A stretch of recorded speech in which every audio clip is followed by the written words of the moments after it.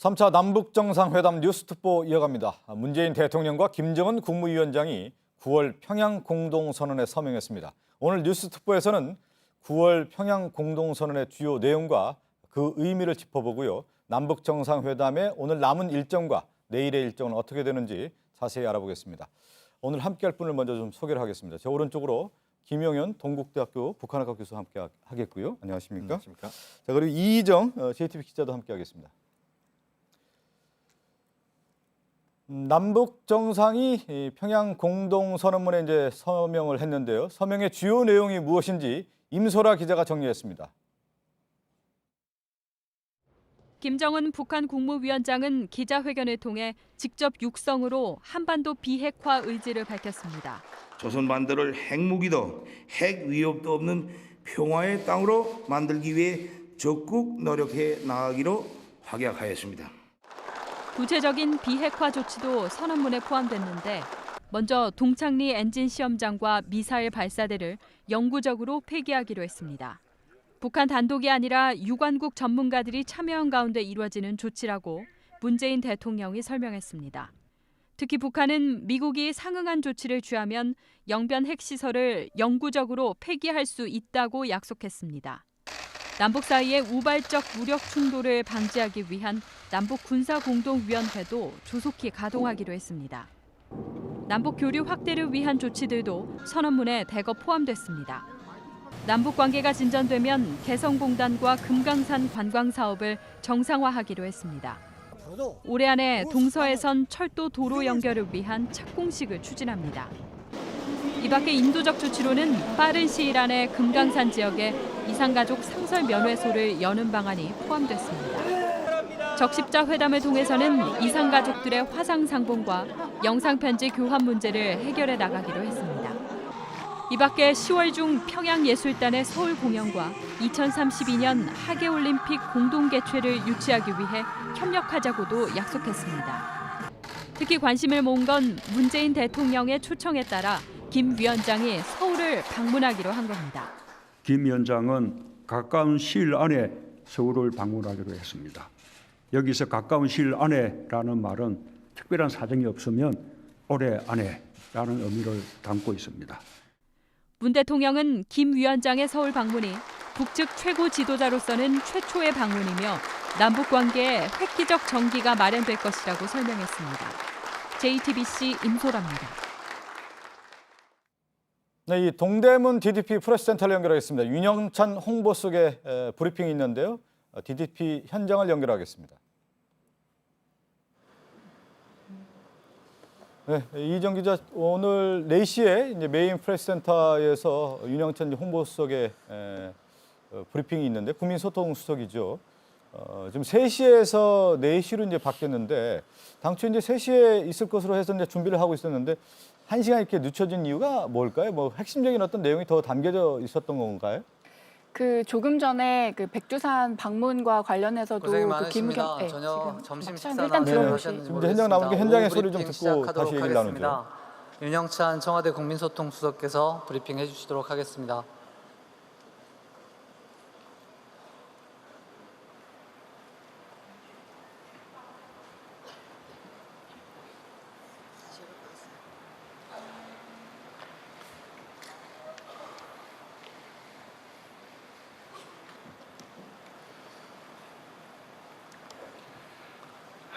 둘째 날 오후 브리핑입니다.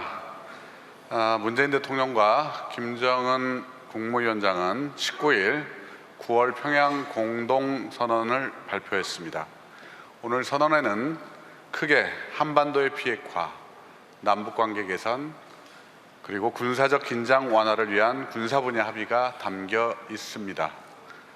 두 정상은 이번 선언을 통해 1953년부터 지금까지 65년간 이어져 온 한반도 정전 상태를 넘어 실질적 종전을 선언하고 그를 통해 조성된 평화를 바탕으로 공동 번영으로 가는 구체적 실천 방안을 제시했다고 생각합니다.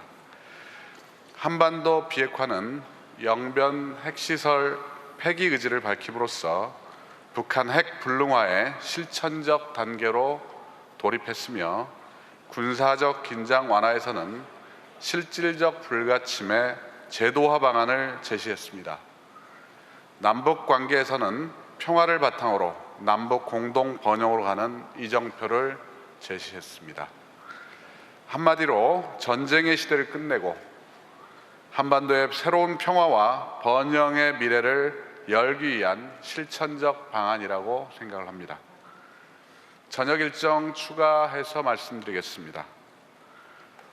5월 1일 경기장 대집단체조 예술공연에서 대통령께서 북측 참석자 15만 명을 향한 인사 말씀을 하시게 되어 있습니다. 시간은 1, 2분 정도가 될 것으로 예상하고 있고요. 생중계 준비되어 있습니다. 그리고 오늘 오전 남북 정상들이 추가 회담을 했을 때 남측에서는 서훈 국정원장, 북측에서는 김영철 당 중앙위 부위원장이 배석을 한 것으로 확인이 됐습니다. 이상이고요. 아까 김의겸 대변인께서 내일 대통령의 백두산 일정을 공개를 했습니다. 지금 백두산 일정과 관련해서는 여러 가지 구체적 일정을 두고 북측과 협의가 진행되고 있습니다. 대통령께서 백두산에 가시면 내일 삼지연공항으로 이동을 하시게 되고 그리고 거기에서 바로 일정을 마치고 서울로 귀환하는 그런 방안을 가지고 있습니다. 네, 일단 브리핑은 이걸로 마치고요. 일문일답 하겠습니다. 질문 있으시면. 질문 받겠습니다. 그 전에 그 정상회담 배석자가 있는 사진은 인포넷에 배포하도록 하겠습니다. 질문하실 때는 소속사와 이름을 밝혀주시기 바랍니다. 손을 들어주십시오. 예. 뉴스핌 기자 일어나 계시네요.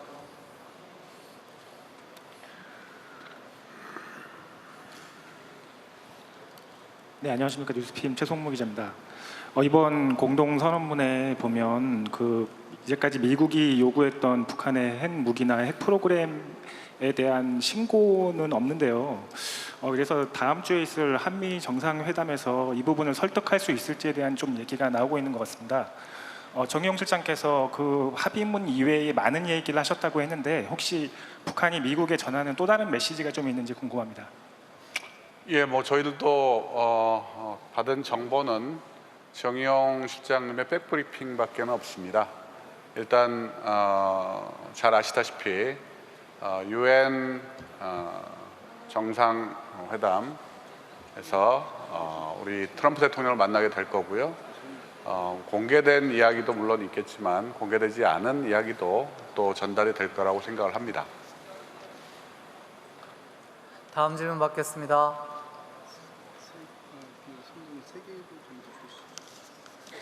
네. 저기 중간에 제가 안 보이는데요. 예, 저 뒤쪽에 가운데 손 들으신.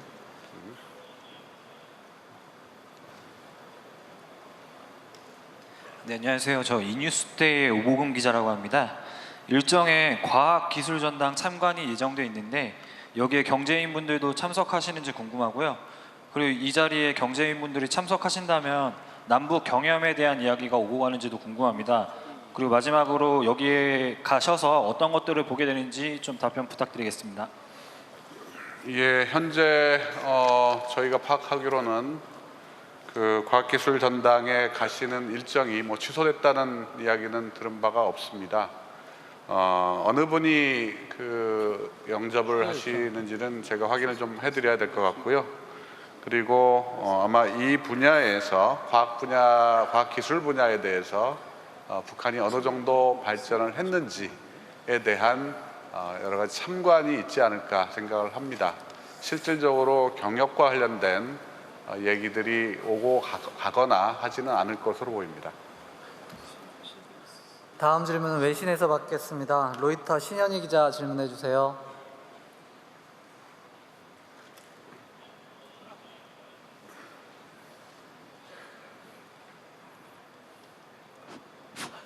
네, 로이터 신현인데요.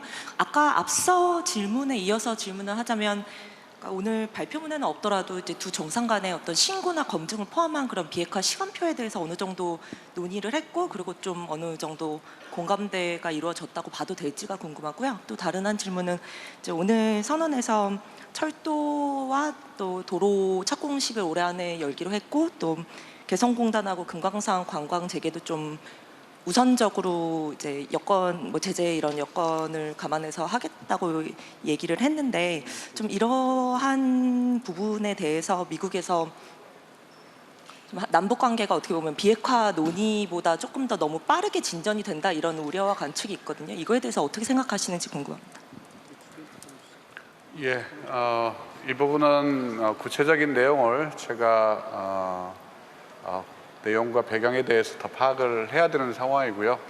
다만 남북 관계의 발전이 비핵화의 실질적인 진전으로 이어질 수 있도록 우리 정부는 최선을 다하고 있고 이런 내용과 관련해서 미국 측과도 긴밀하게 협의를 해오고 있다 그 정도로 말씀드리겠습니다.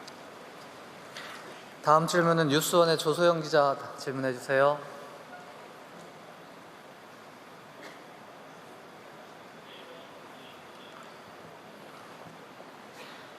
네, 소영님 뉴스원의 조소영 기자입니다.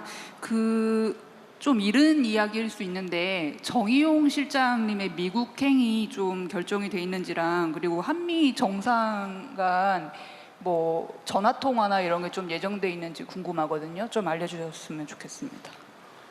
예, 아마 내일쯤 도착하시면 대통령께서는 잠시 서울에 머무르시다가 23일부터 바로 미국에 가시고 트럼프 대통령은 25일 아마 25일 맞죠? 25일 만나시는 걸로 그렇게 예정이 돼 있을 겁니다. 그래서 트럼프 대통령하고 만나는 시점이 지금 매우 촉박해 있기 때문에 별도의 일정을 가질지는 사실은 아직 뭐 확인이 할 수는 없는 상황입니다. 일단 대통령께서 트럼프 대통령을 만나시게 되면 이번에 남북 정상회담에 있었던 구체적인 이야기들을 나누게 되지 않을까 그렇게 보고 있습니다. 다음 질문 받겠습니다. YTN 신호 기자 질문해 주세요.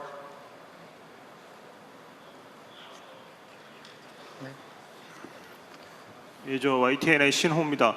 그 두 가지 질문 드리겠는데요. 먼저 이제 오늘 공동 선언문에서 발표된 그 검증의 수준에 대해서 이제 미국이 어떻게 생각하는지 이 부분도 중요할 것 같은데, 근데 발표가 끝난 다음에 트럼프 대통령이 트위터를 통해서 뭐 만족한다는 그 뜻으로 받아들여질 그런 내용을 이제 트위터로 올렸거든요. 사전에 미국과 이 부분에 대해서 공감이 있었는지, 그 동창리 시설 검증 수준에 대한 공감이 있었는지 그거 질문드리고 싶고요. 그리고 두 번째로 이 남북 정상이 함께 백두산을 오른다는 그 행사의 의미에 대해서 수석님께서 좀 설명해 주십시오. 예,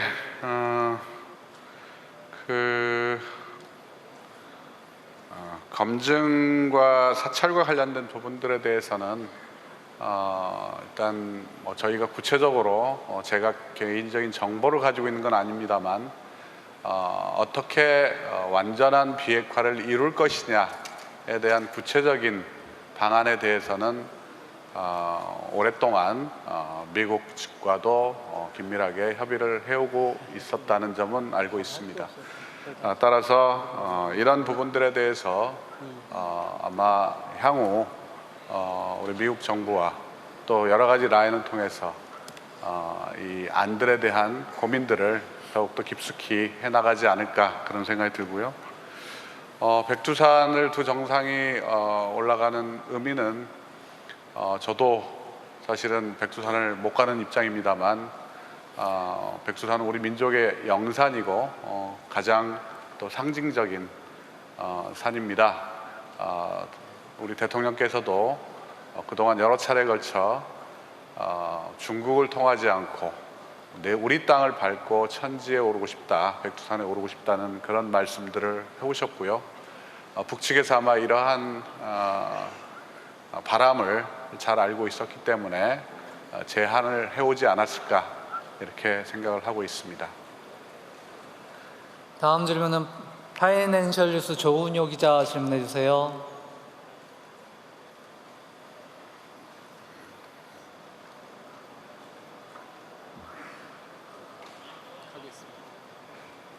네, 안녕하세요. 파이낸셜뉴스 조은유입니다. 김 위원장의 연내 서울 방문이 서울에서 종전 선언 추진을 상정한 것인지 좀 답변 부탁드리고요. 그리고 두 번째 질문이 하나가 더 있는데, 대통령께서는 그간 북미 대화 촉진을 위해서는 북한이 미래 핵뿐만 아니라 현재 핵도 폐기해야 된다고 말씀을 하셨는데, 오늘 그 공동선언문을 보면은 핵과 핵물질 ICBM에 대한 명시적 설명이 없습니다. 그래서 미국의 상응 조치에 따라 추가적인 조치를 취할 수 있다라는 문구는 있는데, 구체적인 표현이 들어가지 않은 배경에 대해서 설명 부탁드리겠습니다. 예, 첫 번째로 김 위원장 서울 방문에서 종전선언이 이루어질 것이냐 부분은 아무것도 확정된 바가 없습니다. 우선적으로는 북한의 최고 지도자로서 서울을 방문한다는 것 자체만으로도 남북 관계 또는 동북아 지역의 안보 환경에도 굉장히 중요한 의미가 있기 때문에 그 부분만으로도 의의가 있다고 볼 수 있고요. 김 위원장 서울 북미 대화에서 미래 핵이나 이 미래 핵은 사실은 얘기가 있었지만 현재 핵물질 그다음에 핵무기 폐기 등에 대한 얘기는 없었다고 말씀을 하셨는데, 아무래도 대화를 하다 보면 여러 가지 단계적으로 나아갈 수밖에 없는 것이고요. 영변 핵시설은 여러분들도 잘 알다시피 북한의 가장 실질적이고 상징적인 핵시설이라고 할 수 있습니다.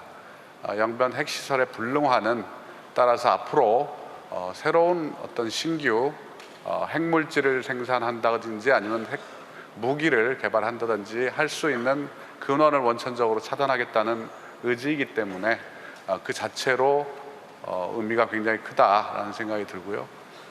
그리고 현재 핵에 대한 부분은 앞으로 북미 간의 대화의 진척에 따라서 달려있다, 또 상황이 달라질 거다라는 말씀 드립니다. 네, 마지막으로 한 번만 질문을 받고요. 지명하시겠어요? 네, 윤영찬 국민소통수석의 브리핑 내용을 좀 들었고요. 기자들의 질문이 이어졌는데, 사실 오늘 공동선언에 담긴 내용도 중요하지만 오후에 김의겸 청와대 대변인의 발표가 있었지 않았습니까? 문재인 대통령이 백두산을 이제 방문할 수도 있다라는 얘기를 좀 했는데, 관련 내용에 대해서 이제 상당히 관심사인데 어디까지가 얘기된 거고요? 지금 어디까지 서로 이제 진척이 된 건지, 내일 가능하다면 몇 시에 떠나는 건지, 이런 구체적인 일정이 좀 나온 겁니까? 일단 몇 시에 출발하고 이런 부분까지는 자세하게 언급을 안 했는데요. 3시에 이제 김의겸 청와대 대변인이 평양 프레스센터에서 직접 브리핑한 내용에 따르면, 일단 이 제안을 김정은 위원장이 어제와 오늘 사이에 이제 문재인 대통령에게 직접 했다고 합니다. 그래서 이제 그 배경을 많은 기자들이 궁금해해서 왜 그런 제안을 하게 됐느냐라고 물어봤더니, 이제 추측컨대 김정은 위원장이 문재인 대통령이 사전에 이제 이 백두산에 항상 오르고 싶어 했다라는 그런 얘기를 또 많이 들었었고, 그게 이제 중국이나 이런 다른 쪽을 통해서가 아니라 우리 땅을 밟고 올라가고 싶다라는 그런 좀 내용을 북측에서도 알고 있었다고 합니다. 그래서 그런 부분을 고려해서 이제 깜짝 이벤트로 좀 정해진 게 아닌가 싶습니다. 사실 이제 문재인 대통령 같은 경우는 등산을 취미로 하고 여러 이제 산을 다녔던 것으로 이제 알고 있지 않습니까? 히말라야 트레킹도 좀 했고요. 백두산 가고 싶다는 얘기는 4.27 정상회담 때도 얘기했던 기억이 나는데, 그 얘기를 누누이 하다 보니까 아마 김정은 국무위원장도 이 부분에 대해서 이제 받아들였고 제안을 하지 않았나 싶은 생각이 좀 드는데, 지금 일정 나온 걸 보면 북한 쪽으로 해서 올라가 보면 좀 백두산 올라가기가 좀 완만합니까? 그렇습니다. 백두산까지 가는 경로가 육로로 가는 경로는 상당히 교통 사정이 좋지 않지만, 삼지연 공항이 백두산의 관문입니다. 삼지연이 북한의 백두산 관문인데, 삼지연 공항까지는 아마 공군 1호기는 좀 어려울 것 같고, 지금 평양 순환공항에서 우리가 공군 2호기가 있는 것을 봤을 겁니다. 그러니까 우리가 그때는 왜 2호기가 있지 이렇게 생각을 했는데 백두산을 가는 것을 전제로 해서 아마 2호기가 평양에 먼저 도착한 것 같습니다. 네. 그래서 2호기를 타고 삼지연까지 가면 삼지연에서부터는 그 자동차나 그러니까 승용차나 버스를 타고 장군봉까지 올라갈 수 있습니다. 그러니까 네. 그 북측에서 올라가는 백두산 천지까지의 경로는 굉장히 완만한 경로고 중국 쪽에서는 급경사입니다.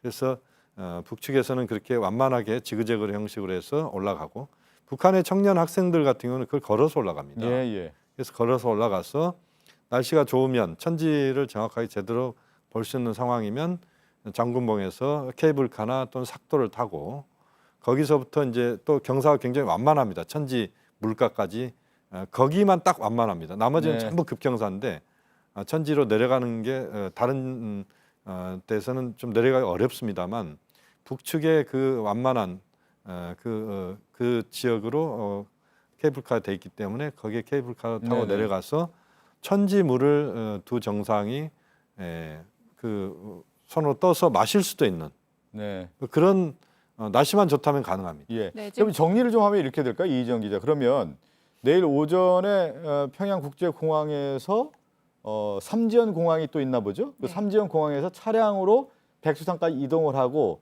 날씨가 좋다고 하면 천지까지 보고 오는 일정으로 좀 돼 있다 이렇게 돼야 되겠군요. 네, 맞습니다. 김의겸 대변인의 이제 공식적인 브리핑에 따르면 일단 그 백두산의 남쪽 정상인 그 장군봉까지 갔다가 거기서 이제 기상 상황을 보고 날씨가 좋으면 내려오는 길에 천지를 볼 수 있을 것 같다라고 설명을 했는데요. 일단 내일 날씨 같은 경우에는 구름이 조금 끼긴 하지만 그래도 네. 맑은 편이라고 합니다. 그래서 좀 그런 부분도 기대를 할 수 있지 않을까 싶습니다. 천지를 보면요, 저는 천지를 많이 가봤는데 예, 예. 주로 이제 중국 쪽에서 갔습니다. 저도 중국 쪽으로 한번 갔는데 천지를 보지를 못했어요. 날씨가 그렇게 좋은 편이 아니더라고요. 저 같은 경우는 13전 3패 10승 정도, 10승 3패 정도 되는 것 같은데 예, 예. 3번 정도 못 봤습니다. 10번, 13번 정도 갔는데 10번을 봤습니까? 많이 네. 봤군요, 그러면. 근데 이제 못 본 이유가 눈이 많이 쌓여 있는 경우가 10월이나 이럴 때 눈 때문에 불가능한 경우가 있고 예.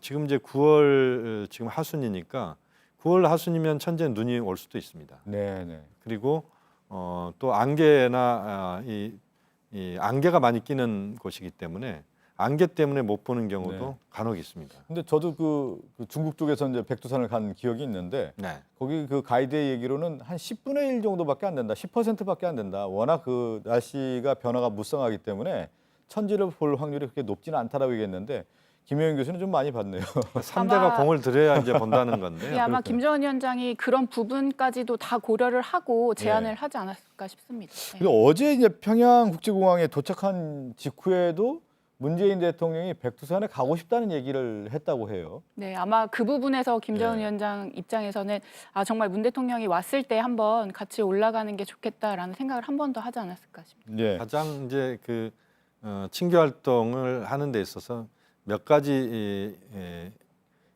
그 한 두세 가지의 그런 그 가능성들을 열어놨을 거라고 보는데 그 중에서 지금 백두산을 가자고 합의가 된 것은 이번 정상회담에서 남북 지도자 간의 이번 평양 선언의 내용이나 또는 기자회견을 보더라도 상당히 성과가 있다. 뭐 그런 것들을 우리가 또 그 연결시켜서 볼 수도 있는 그렇게 예. 보면 그 백두산을 같이 걸으면서 도보다리가 이제 백두산이 되는 것이죠. 예, 예. 그런 의미가 좀 담아 있겠네요. 지금 김효영 교수 얘기했지만 이제 4.27 남북 정상회담에서는 문 대통령과 이제 김 위원장이 도보다리를 걸으면서 네. 친교를 했고 그 안에서 어떤 얘기를 했을 건가 상당히 이제 화제가 됐었고 그 영상이 전 세계에 나가면서 남북 정상이 만났던 의미를 뛰어넘어서 여러 가지 이제 해석도 가능했는데 네. 이번에 뭐 윤영철 홍보수석이 얘기한 것처럼 민족의 영산이라는 표현까지 하면서 그렇습니다. 우리의 어떤 상징적 의미가 크기 때문에 네. 천지에 가서 두 정상이 걷고 또 물까지 어떤 마신다고 하면은 상당히 좀 효과가 있지 않을까 싶네요. 그건 뭐 그동안에 사실 남북 정상회담의 그 경험이 지금 이번에 5번째라고 봐야 되는데요. 파격 중에 파격이라고 봐야 됩니다. 도보다리를 우리가 매우 그 파격인 그런 파격적인 두 지도자의 행보다 이렇게 봤는데 백두산에서 트레킹까지는 뭐 쉽지 않겠지만 예, 예. 백두산에서 천지를 내려가서 또는 천지까지 가서 남북의 지도자가 천지물을 마시거나 또는 천지에 손을 담궈서 그야말로 어떤 민족의 그런 화합의 그런 아주 최고의 그런 절정의 모습을 보인다면 예. 그건 뭐 그야말로 뭐 세계적인 사건이다라고 봐야 되겠죠. 뭐 통일을 얘기할 때 백두에서 한라까지라는 말이 이제 그 상당히 성립이 됐던 말인데 결국은 이번에 이제 백두산 등반을 한다고 하면 이 통일의 어떤 의미를 좀 담고자 하는 강력한 의지가 담겨 있다고 좀 볼 수가 있을 것 같고요. 백두산 얘기는 좀 얘기하고 또 들어오는 소식이 있다고 하면 저희가 전해드리도록 하고 어제부터 해서 오늘 오전에 상당히 이제 긴급하게 이제 돌아갔던 얘기 중에 하나가 뭐냐면 남북 정상이 두 번째 이제 만나면서 공동 선언문을 발표하지 않았습니까? 근데 합의를 했다라는 얘기인데 앞서도 저희가 전해드리긴 했지만 핵심적인 내용을 한번 살펴보도록 가장 중요한 것은 이제 비핵화에 대한 부분까지 있었는데 어떤 내용이 담겨 있는지 정리를 한번 해보고 또 얘기를 이어가도록 하죠.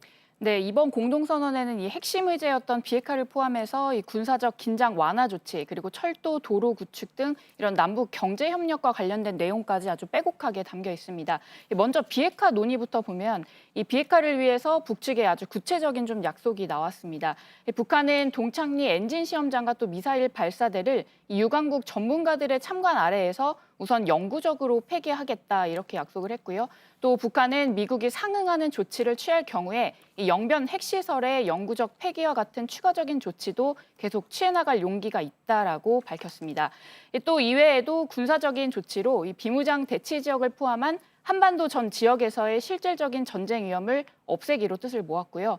또 이 밖에 철도와 도로 구축과 같은 이런 인프라 건설 같이 이런 경협과 관련된 내용도 구체적으로 합의가 됐습니다. 네. 또 마지막으로 이 김정은 위원장이 이 올해 안에 서울을 방문할 거라는 내용도 포함이 됐습니다. 네. 이제 비핵화에 대한 부분을 얘기를 안 할 수가 없어요. 왜 그러냐면 사실은 이제 의제 중에 가장 중요한 것이 이제 세 가지로 우리가 얘기하지 않았습니까? 네네. 이제 비핵화의 문제, 남북관계 개선의 문제, 또 군사 긴장 완화 문제까지 나왔는데 네. 비핵화 부분에서는 어떤 내용을 담을 것이냐에 대한 부분, 과연 낙관적인 어떤 전망까지 하기 어려웠다라는 얘기가 나올 정도로 좀 어려움이 좀 예상됐었는데 네. 가장 큰 두 가지의 합의점이 나온 것 같아요. 지금 얘기한 거 우리 뭐 이정 기자가 얘기를 했지만 동창리 엔진 시험장을 영구 폐기하기로 약속을 했고 또 중요한 것이 이제 영변 핵시설 되게 중요하지 않습니까? 미국에 상응하는 조치가 있다고 하면은 영변 핵시설도 폐기할 용의가 있다 이렇게 이제 발표가 된 이 두 가지가 가장 큰 관전 포인트가 아닌가 싶은데 그럼 이 그 합의의 내용을 어떻게 보십니까? 그러니까 지금 이제 동창리 부분은 북한이 아무 조건 없이 먼저 선제적으로 그 시설을 영구적으로 폐기한다는 것을 이야기한 겁니다. 그러니까 북한이 먼저 행동하고 그 다음에 미국의 상응 조치에 따라 이렇게 나와 있는데 이건 아마 미국의 종전선언과 관련된 부분일 거라고 봅니다. 그러니까 종전선언과 관련돼서 미국이 적극적 의지를 보이면 그 다음에 그 영변 핵시설은 완전히 폐기한다는 것이고 또 그 다음 단계로 이제 미국의 또 다른 행동이 나오면 북한의 다음 행동이 나오는 그런 연쇄고리를 만들어 가면서 비핵화 문제를 풀어가자. 이게 지금 남북 정상이 충분히 어제 오늘 논의했던 내용의 핵심이다 이렇게 봐야 될 것 같습니다. 네.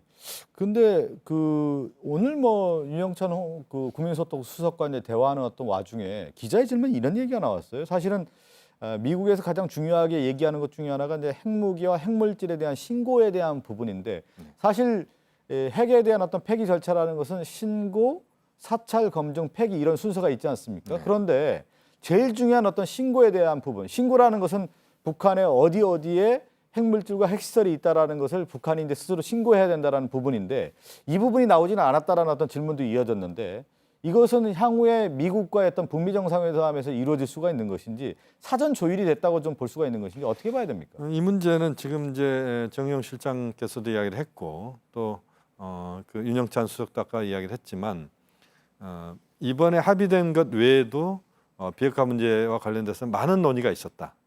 거기에 지금 하나 우리가 힌트를 잡아야 될 것 같습니다. 그러니까 북한이 가장 우선 당장 꺼내기 싫어하는 것이 북한의 핵 물질의 핵물질 어느 정도 어디에 있는지 또는 HEU 그러니까 고농축 우라늄을 생산하는 시설이 어디에 있는지 이런 부분들에 대해서는 아마 북한이 가장 뒤에 그것을 공개할 가능성이 높은데 그 문제는 지금 남북 정상회담에서 논의가 아마 됐을 수도 있다고 보는데 그것을 남북 정상회담 수준에서 이것을 이야기하지 않고 아마 북미 정상회담 또는 폼페이오 장관의 방북 이후에 그런 과정에서 북미 사안으로 이 문제를 다룰 가능성이 있다. 예. 그게 하나 있을 수 있을 것 같고요.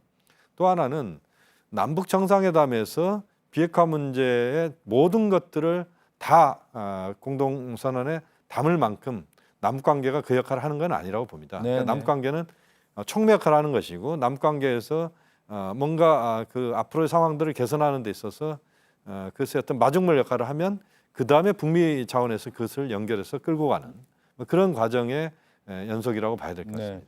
특히 그 저렇게 이제 공동 선언문에 이제 합의를 하고 이제 서명을 하고 육성으로 그 의미를 좀 부여하지 않았습니까? 그 김정은 위원장의 본인의 육성으로 비핵화 의지를 천명한 내용이 있는데요. 저희가 이제 화면을 좀 준비를 했는데 이걸 좀 보고 계속 또 이어가도록 하죠. 저는 이제부터라고 판문점에서 썼던 글이 현실로 펼쳐지고 있습니다. 수십 년 세월 지속되어 온 처절하고 비극적인 대결과 적대의 역사를 끝장내기 위한 군사 분야 합의서를 채택하였으며 조선 반도를 핵무기도 핵 위협도 없는 평화의 땅으로 만들기 위해 적극 노력해 나가기로 확약하였습니다. 남과 북은 오늘 한반도 전 지역에서 전쟁을 일으킬 수 있는 모든 위험을 없애기로 합의했습니다. 남과 북은 처음으로 비핵화 방안도 합의했습니다. 매우 의미 있는 성과입니다. 북측은 동창리 엔진 시험장과 미사일 발사대를 유관국의 전문가들의 참여하에 영구적으로 폐쇄하기로 했습니다. 또한 미국의 상응 조치에 따라 영변 핵시설의 영구 폐기와 같은 추가적 조치도 취해 나가기로 했습니다. 우리 결의 모두에게 아주 기쁘고 고마운 일입니다. 한반도의 완전한 비핵화가 멀지 않았습니다. 남과 북은 앞으로도 미국 등 국제사회와 비핵화의 최종 달성을 위해 긴밀하게 협의하고 협력해 나가기로 했습니다. 네, 김정은 위원장 또 문재인 대통령의 발언 내용을 좀 들었는데요. 김정은 그 위원장의 핵과 관련된 내용을 보면 제가 이게 정확한 말씀을 좀 드리면 한반도를 핵무기 없는 평화의 땅을 만들기에 적극 노력하기로 이제 북한 용어로 이제 확약했다라는 얘기를 했는데 핵무기 없는이라는 비핵화에 대한 얘기를 천명했다고 봐야 된단 말이죠. 그렇습니다. 이제 핵무기도 없고 핵위협도 없는. 그러니까 비핵화, 그것을 한자로 풀이하면 비핵화입니다. 비핵화죠. 그렇습니다. 북한에서는 이제 한자를 잘 안 쓰니까 이것을 풀어서 핵무기도 핵위협도 없는 그리고 평화의 땅으로 만들기 위한 노력을 하기 위해서 다 함께 노력하는 것을 확약했다. 그러니까 확실하게 약속했다. 그냥 약속이 아니고 그것에 방점을 찍었다. 이런 이야기거든요. 그러니까 결국 이것은 김정은 위원장의 육성을 통해서 비핵화 의지를 천명하는 그렇게 보면 직접 천명한 경우는 지금 처음입니다.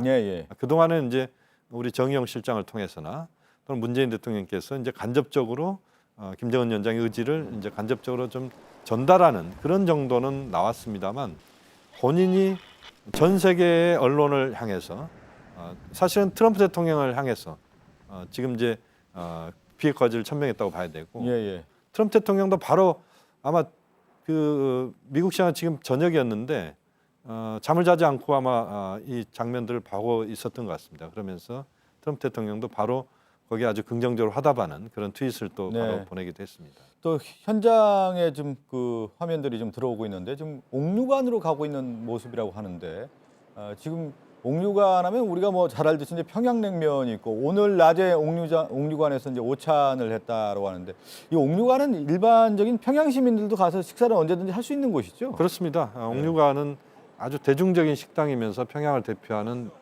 냉면 수천 명이 그 자리에 한 자리에 동시에 앉아서 그 냉면을 먹을 수 있는 그런 대형 식당이고 북한을 대표하는 식당이라고 보시면 됩니다. 저기 옥류관에 보면 이제 북한의 이제 접대원들이 있는데 저렇게 이제 상시 접대원들이 항상 대기하고 있는 상태인가요? 아니면 이게 남북 정상회담을 하고 많은 한국에 있는 사람들이 이제 가다 보니까 저렇게 접대원들이 준비를 하고 있는 것인지 그거는 어떻습니까? 접대원들이 네. 보통 이제 북측에서 이제 봉사를 하는, 그러니까 우리가 치면 좀 표현이 그렇습니다. 서빙하는 예. 그런 그 일반적인 접대원들은 늘 상존하고 있는 것이고, 다만 이제 이런 특별한 행사 때는 그 일반적인 접대원 그분들이 역할을 한다기보다는 지금 이제 백화원 초대소나 또는 그 옥류관에서도 그런 귀빈들을 상대하는 그런 또 접대원들이 있을 것 같습니다. 이제 네. 그분들이 역할을 하는 그런 과정이라고 봐야 될 것 같고요. 그 오늘날 그 옥류관 이제 오찬장에서 문재인 대통령 이제 일정이 이희정 기자 나오지 않았습니까? 이제 정상회담 이후에 옥류관 오찬장을 찾은 거죠. 네, 맞습니다. 이제 공식 수행원들과 함께 저기서 이제 오찬을 했고요. 이 이후에 오늘 오후 이제 그 만찬도 따로 이제 그 대동강 그 수산시장이라고 저희가 한국으로 치면 이제 노량진 수산시장 수산물 시장이라고 하더군요. 예. 거기서 이제 또 화려하게 또 만찬이 예정되어 있는데 이 옥류관 같은 경우에는 또 문재인 대통령이 지난 판문점 회담 때 또 그 직접 공수를 해다가 먹은 또 냉면이 화제였잖아요. 그래서 이번에는 아마 정말 직접 한번 와서 제대로 된 냉면을 한번 먹어보자 이런 차원에서 또 가장 대표적인 음식이고 하니까 또 저기로 장소를 잡은 걸로 보입니다. 그때 판문점에서 냉면을 그때 먹을 때는 거의 좀 시간이 많이 걸려서 약간 불었답니다. 네. 그래서 이번에는 좀 제대로 된 걸 한번 먹어보자. 예. 그렇게 된 것 같습니다. 그런 얘기도 나오거든요. 그 일시에 그 수많은 사람들 가면 냉면을 이렇게 뽑기가 쉽지는 않았을 텐데 그것을 다 대기해서 만든다라는 것은 어려울 거라는 얘기까지 나왔는데 그래도 많은 사람들이 찾았지만 옥류관에서 평양냉면 오찬으로 다 대접했다라는 것은 그만큼 네. 준비를 다 해왔다고 좀 볼 수가 있겠네요. 워낙 식당이 대형 식당이니까요. 예. 한 몇 명 정도 저 옥류관 식당에 들어가나요, 보통? 뭐 정확하게 알 수는 예. 없습니다만 하여튼 수천 명 단위까지도 가능하다. 예. 그렇게 이야기가 될 정도로 뭐 아주 그 한옥으로 지어진 아주 대형 식당이다 이렇게 보면 됩니다. 예. 대동강반에 있고요. 예. 그 냉면이 보통 보면 뭐 평양을 이제 이제 북한을 대표하는 음식인데 뭐 한국에서 뭐 갈비탕 하면 이제 뭐 한 10,000원에서 15,000원 사이 이렇게 되지 않습니까? 가격 기준표로 봤을 때 평양냉면이 북한의 음식과 비교했을 때 어느 정도 됩니까? 좀 고가에 들어가는 것이냐, 아니 중가인지 저가인지 그냥 일반적으로 먹을 수 있는. 일반적인 건 아마 예. 그런 뭐 중가 정도 될 거라고 봅니다. 예. 그런데 옥류관 냉면은 좀 비싼 것 같고요. 예. 또 북한에서는 보면 그램 단위로 또 냉면을 파는 경우들이 있습니다. 그러니까 예. 300g짜리인지 500g짜리인지 예. 그렇게 이제 또 팔기도 하고 그래서 정확하게 정해진 가격은 없습니다. 예. 지금 저 화면에 뭐 그 남측 인사들이 지금 가서 옥류관에 오찬을 하러 이제 들어가는 모습인데 그 옥류관에 지금 뭐 상당히 많은 사람을 수용할 수 있다고 얘기했는데 지금 북한에서 나온 정보를 보니까요 하루에 평양냉면을 보통 한 10,000그릇 정도는 그 보급할 수 있는 네. 이제 식사 제공을 할 수 있는 정도 된다고 지금 나와 있고 옥류관이 이제 대동강을 기준으로 해서 봤을 때 어떻습니까? 옥류관에서 이제 식사를 할 때 평양 시내라든가 뭐 대동강이 제대로 좀 보이는 그런 풍경에 위치해 있다고 좀 들었거든요. 어떻습니까? 그러니까 대동강이 예. 바로 눈앞에 있는 곳이죠. 지금도 화면에서 보시면 바로 앞에 강이 보이지 않습니까? 예. 능라도 경기장, 5일 경기장. 5일 경기장 밤에. 오늘 저녁에 이제 오늘 행사가 그렇습니다. 있죠. 15만 명이 들어가는 예. 그 빛나는 조국을 공연하는 그런 장소도 바로 옆에 있고 예. 지금 여기 옥류관 난간인데 바로 앞에가 그 대동강이군요. 바로 그렇습니다. 예. 대동강이니까 풍광이 아주 좋은 곳에 지금 옥류관이 위치해 있다고 봐야 됩니다. 예. 오늘 그 이제 대동강 저 강변에서 봤을 때 5일 경기장이 있는데 5일 경기장에서 오늘 저녁에 오늘 밤이죠. 그렇습니다. 오늘 밤에 능라도에서요. 네. 예, 이제 능라도에 위치해 있죠. 그렇습니다. 15만 명이 북한 측에서 이제 참석하는데 문재인 대통령이 한 1, 2분 정도 오늘 인사 말씀이 있다라고 하고요. 이 그렇습니다. 내용에 대해서는 생중계한다고 하는데 네. 능라도 경기장에서 있었던 뭐 5일 경기장이라고 우리가 지금 얘기를 하고 있는데 네. 집단 체조 형태의 공연이라고 하더군요. 그렇습니다. 예.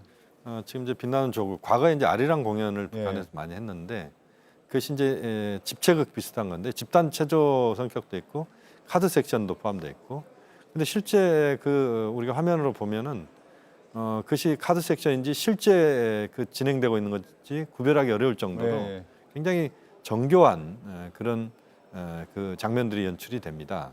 능라도 경기장이 지금 5월 1일 경기장이 이렇게 돼 있는데 5월 1일 메이데이거든요. 그러니까 그래서 북한에서 노동절이라고 노동절을 하죠. 기념하는 북한의 노동자 농민을 가장 중요하게 생각하는 그런 이제 체제이기 때문에 거기에서 5일 경기장에서 이제 공연이 이루어지는 거고 예. 능라도 경기장은 아시아에서 아시아에서 가장 큰 경기장으로 북한을 선전하고 있습니다. 네. 지금 이제 그 문재인 대통령이 수행단이 이제 평양 옥류관에서 이제 만찬하는 뭐 냉면을 이제 먹는 이제 장면인데요. 뭐 박지원 대표도 보이고 또 그 옆에 뭐 김영석 작곡가도 보이고 우리 남측 그 수행단이 한 200명 가지 않았습니까? 네, 맞습니다. 다 합치면 한 200명 정도 되는데요. 사실 저 옥류관이 이전에 그 김대중 전 대통령이나 노무현 전 네. 대통령도 평양을 방문했을 때 반드시 꼭 저기서 이제 식사를 했던 경험 적이 있고요. 또 이제 저 건물 자체가 1960년대에 지어졌지만 지금 이제 중간중간 리모델링을 해서 굉장히 안에는 되게 웅장하고 또 세련되게 잘 꾸며놨다고 예. 합니다. 지금 그 김여정 이제 부부장에 대한 뭐 행동이라고 할까요? 네. 어딜 가드나 김여정 부부장의 모습이 있다라고 할 정도로 네네. 지금 이제 남측에서 간 그 수행 단원과 함께 김여정 부부장이 저렇게 자유롭게 오고 가는 모습을 볼 수 있고 또 오찬장에서도 나타났다라는 것은 어떨까요? 보통 사실 이제 공식 일정, 김정은 위원장의 공식 일정에 측근에서 수행하는 의미와 남측 수행단이 갔던 저 장소에 김여정 부부장이 나와서 손님을 맞이하는 모습이거든요. 네네.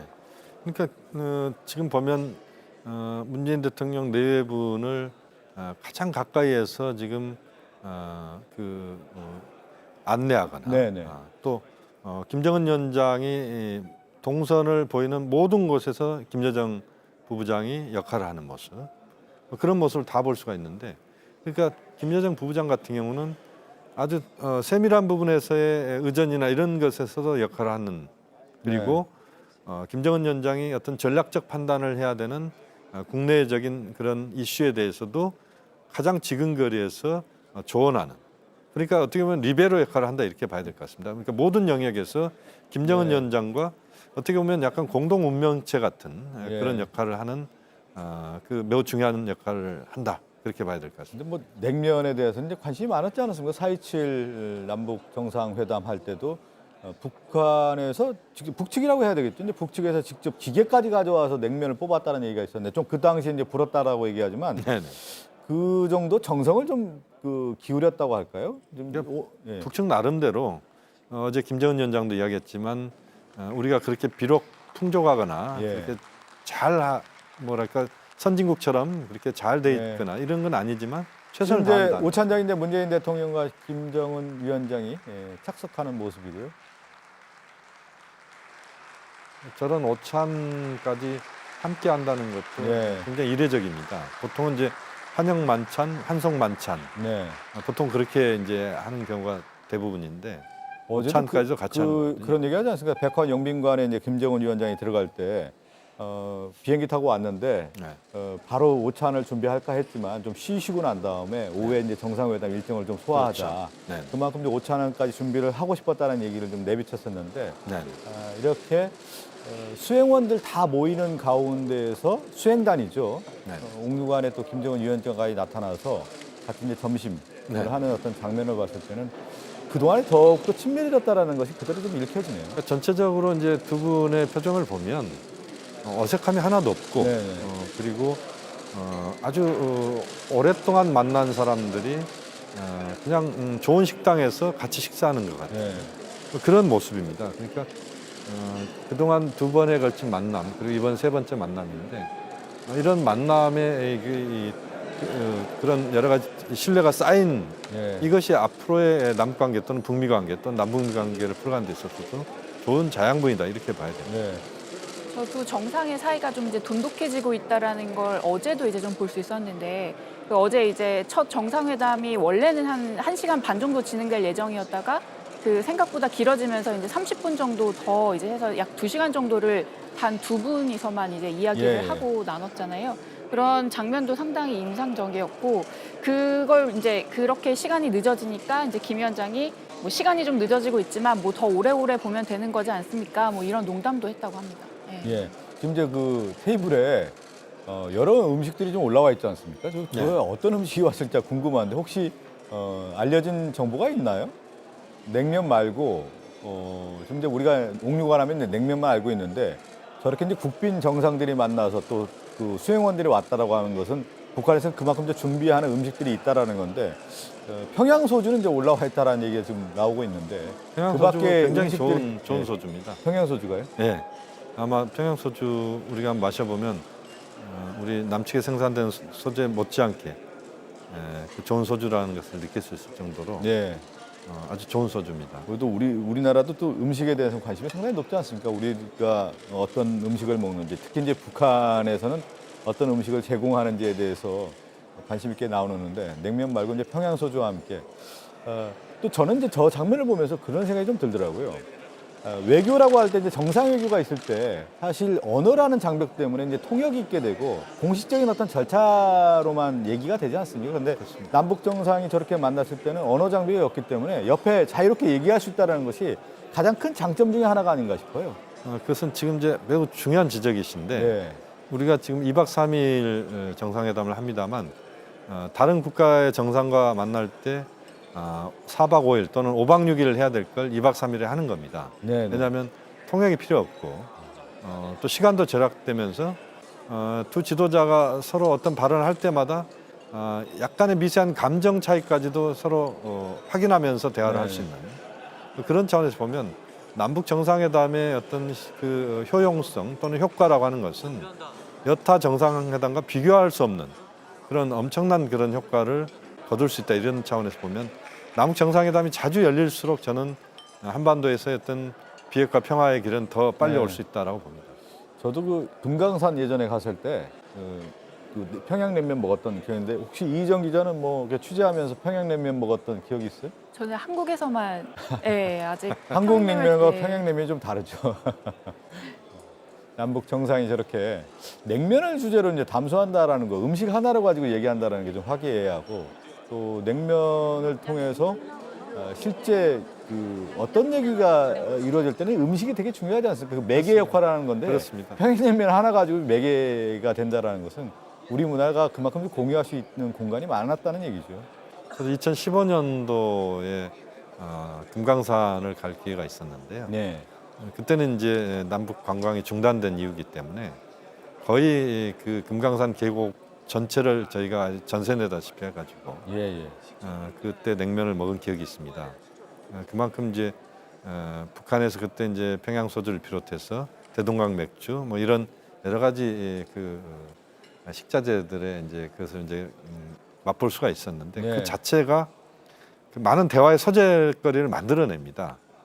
또 처음 마셔본 것, 처음 먹어본 것들이 있기 때문에 상당히 그 분위기 자체를 화기애애하게 할 수 있는 것이죠. 문재인 대통령이 직접 그 냉면 드시는 장면이 지금 보여드리고 있는데 저기 옥류관에서 이제 식사를 하면서 몇 가지 이제 한 발언이 지금 들어오고 있는데요. 네. 그 이설주 여사가 당시에 이제 판문점 회담에서 평양냉면이 이제 화제가 되니까 그 이후로도 북한에서도 이게 평양냉면이 더 유명해졌다. 그래서 예. 외부 손님들이 와서 계속 냉면 한다.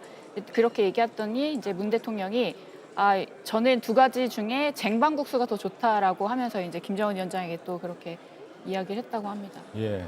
근데 저는 또 지금 이제 그 오찬장 아닙니까? 네. 근데 오찬이라고 하는 의미는 북측에서 대접한다는 의미죠. 그러면 북측에 있는 인사들은 같이 합류해서 식사를 하지는 않습니까?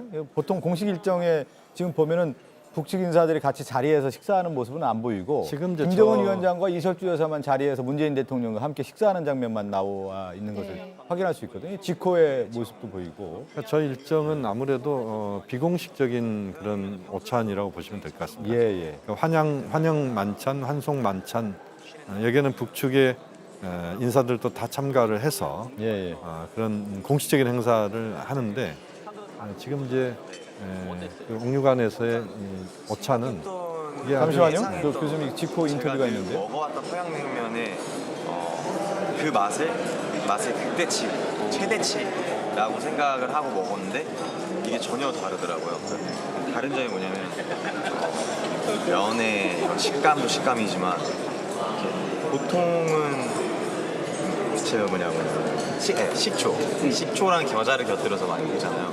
근데 식초랑 겨자를 곁들이고 거기에 이 특별한 어떤 소스를 같이 가미해서 먹는데 이게 붉게 변하거든요. 그래서 살짝 매콤하면서도 좀 맛이 많이 다른 것 같아요.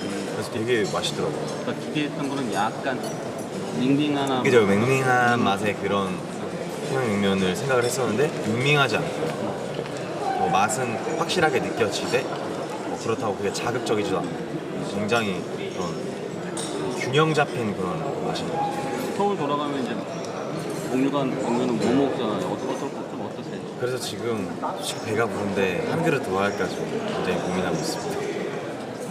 예. 네. 이 정도 하면 될 것 같아요. 컷이 네, 이 옥류관을 저 배경으로 해서 또 문재인 대통령 또 김정숙 여사가 이제 서 있는 모습 보여드리고 있고요. 좀 그 분위기 봐서는 정말 화기애애하네요.